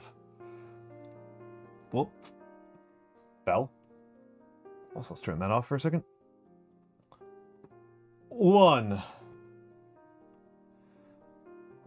2, 3, 4, 5, 6, 7, 8, 9, 10. Okay. There we go. Huh. Okay. Okay. Huh. Huh.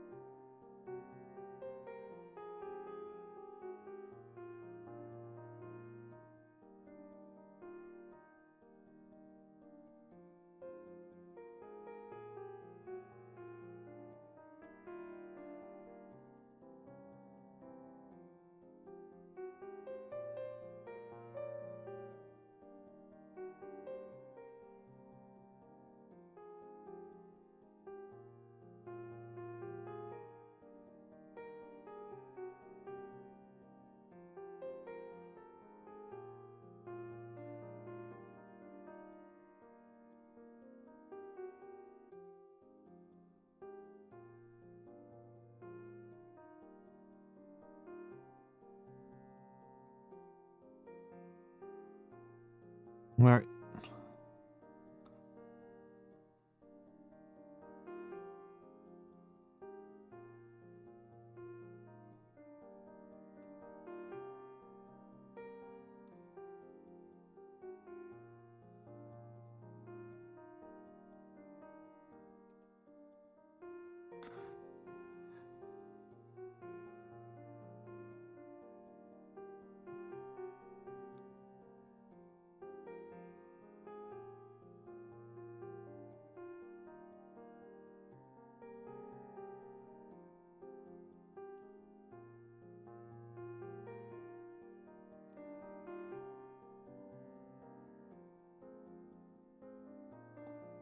Oh.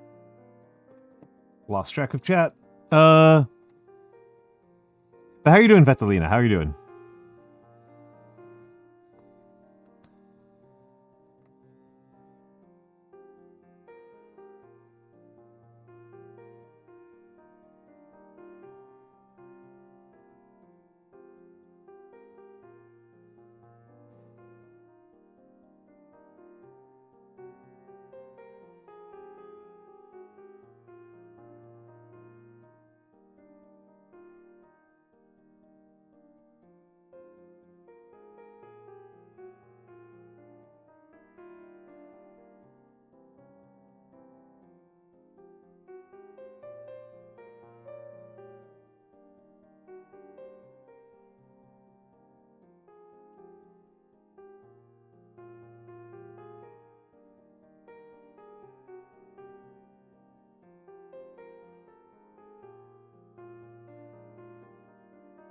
Do you know where your chat is? Who knows, man? Who knows?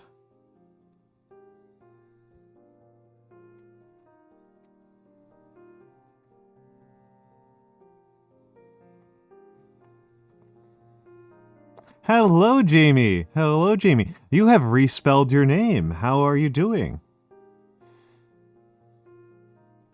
One second here. Minding your business. It's Jamie. I'm not going crazy, right? It used to be spelled J4M13.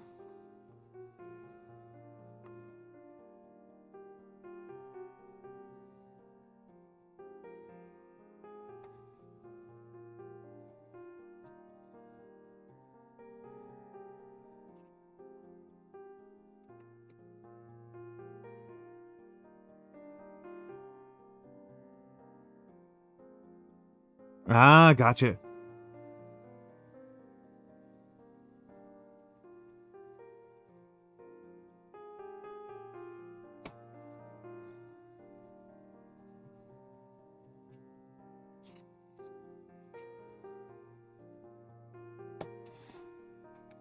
Right, and...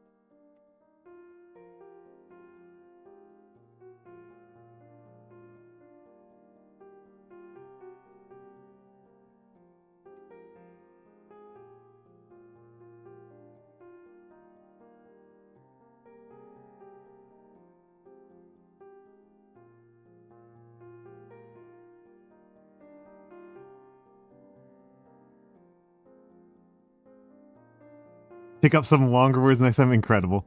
Incredible.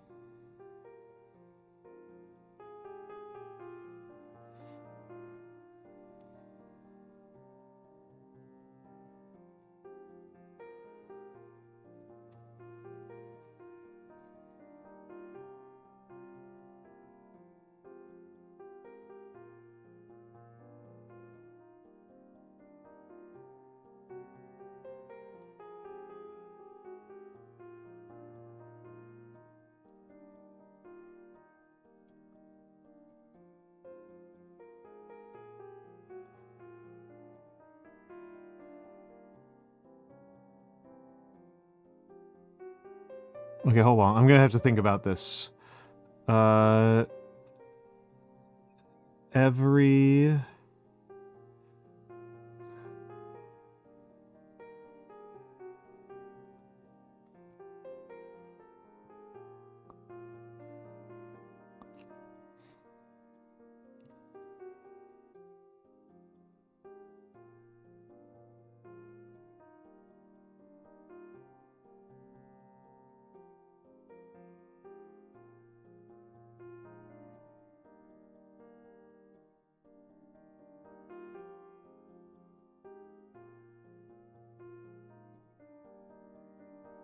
Yes, I may. I may. I can do that. Thank you for asking.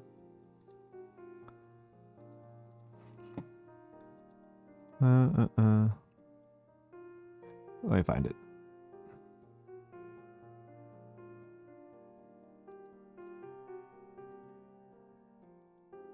Oh my god. There you go.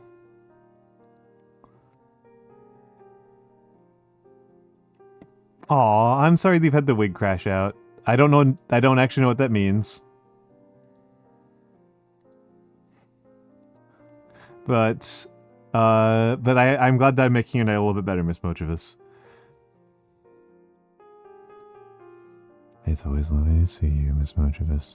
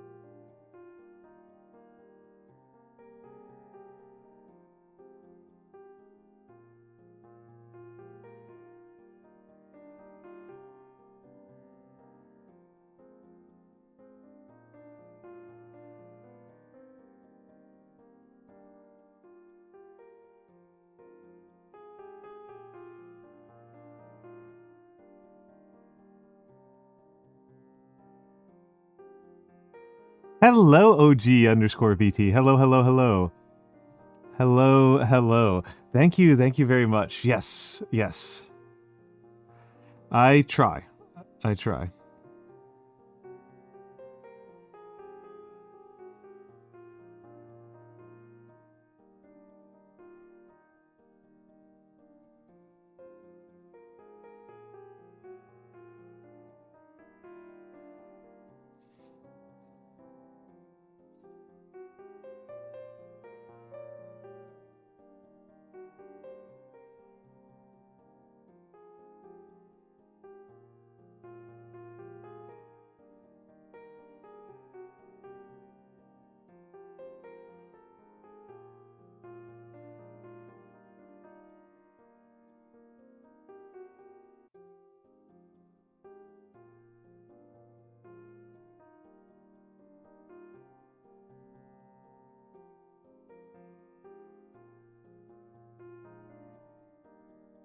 Oh, right. I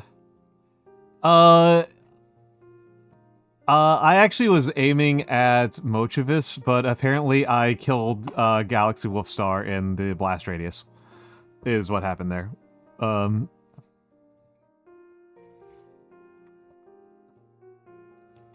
So that's what happened.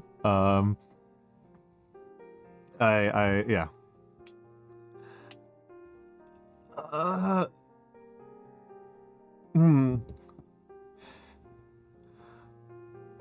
I mean, last stream we got, I managed to get the two of them and Wea Biscuit repeatedly.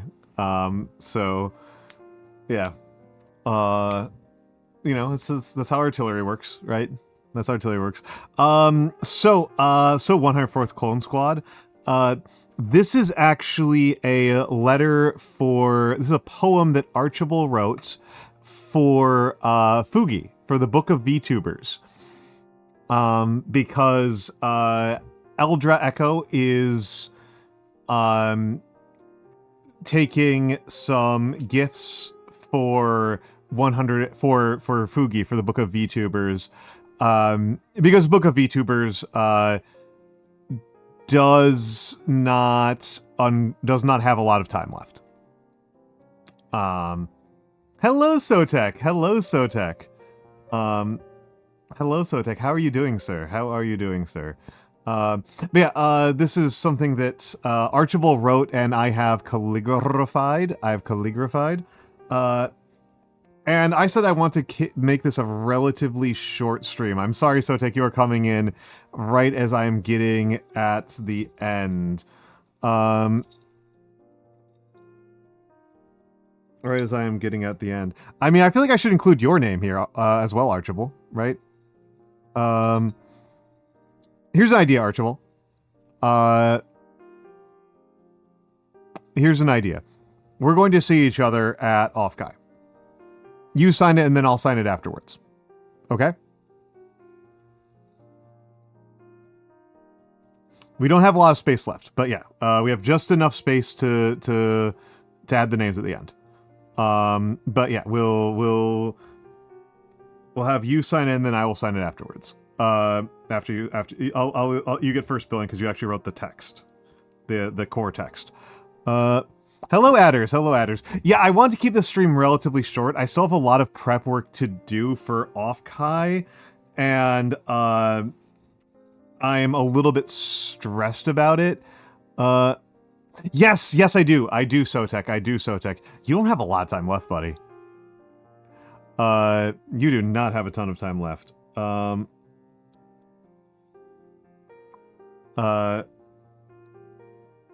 But yes, Sotek. Please send that over. Please send that along. I'm just gonna make sure that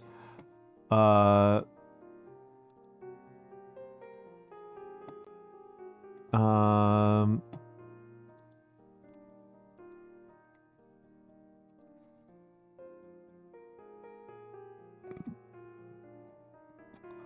the person I was planning on raiding is looks like they've signed off. Ooh. Okay, I'll have to think about this a little bit longer. The person who I was planning on raiding was, of course, Callie Calico.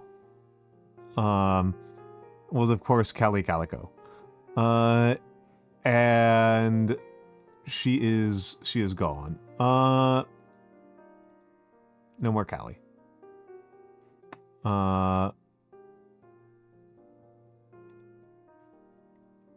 No more Callie.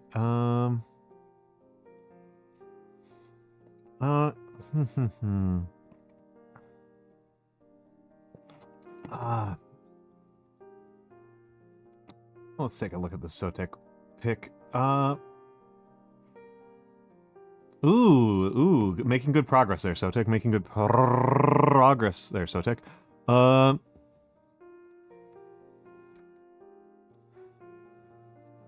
Yeah. Let me just clean up here a little bit. So Sotek. So here's Callie. I'm going to soon try to format this into a business card. Going to spend some time trying to beat that into a business card. And all three of these things are going to go to Offkai with me, so I need to make sure that those all get in there for Offkai. And let me take out the guidelines so I don't lose track of them. I will say I'm kind of... there's a way in which I'm grateful that Callie raided out, because otherwise I was going to insist on taking a photo of her birthday message before I ended stream so that I could have it tweeted at her before, so that I'd be like, hey, check your Twitter notifications. Yeah, I'm gonna literally go to a printer.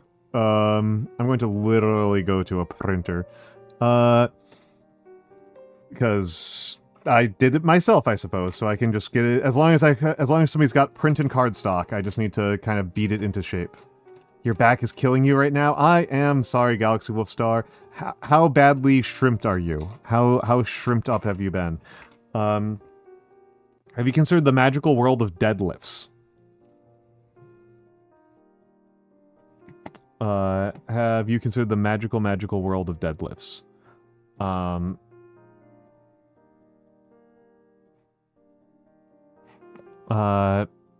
Even laying down? I mean, that tends to mess up my back. Standing helps me. Standing helps me. Standing, deadlifts, and having a chair without a back all help me quite a bit. All of those help me quite a bit. I'm just looking around for a raid target. I have a couple of people I could raid. I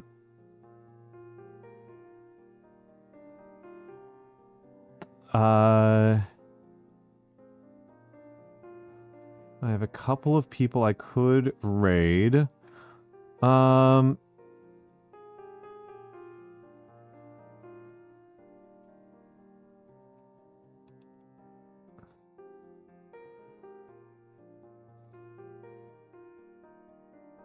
Trying to figure out if I've got any really strong feelings about this. Why were you on the floor? Doing the Napstablook. Galaxy Wolfstar is doing the Napstablook special. Doing the Napstablook.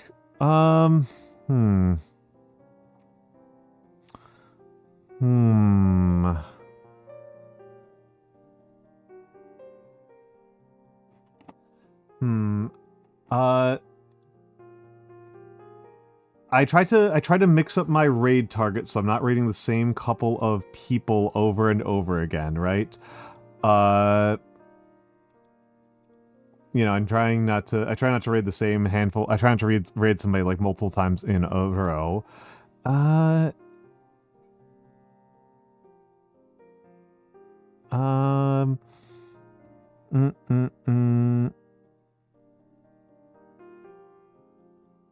I think we might go with Baka. Baka is currently playing Crusader Kings, so that feels appropriate to go to her place. Yeah, watch his back. Watch his back. So let me set up. So socials. Socials will be even less updated while I'm at Offkai. Discord will be in use while I am at Offkai. If I have insane insomnia, I might do a game night on the Discord or something. I don't know about that. Usually, last time I was at Offkai, the thing that I did when I couldn't sleep and I was anxious as heck was I would play Deep Rock Survivors. So that's not really a game nightable game. So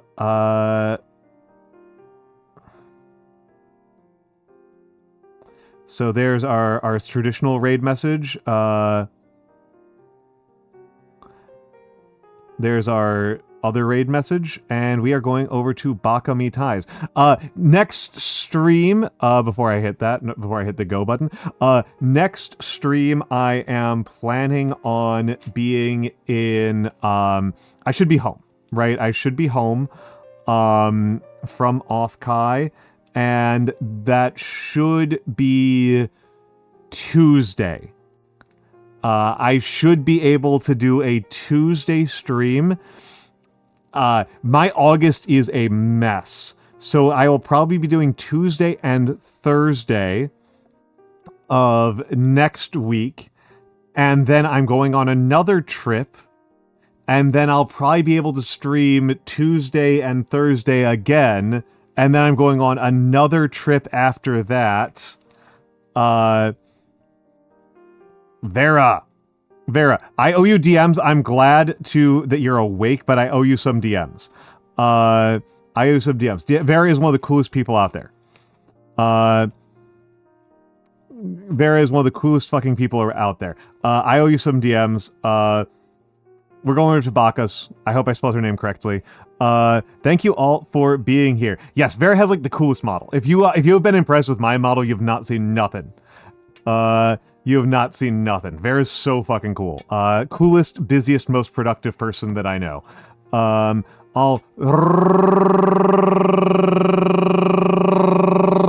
Right. I'll see you Tuesday.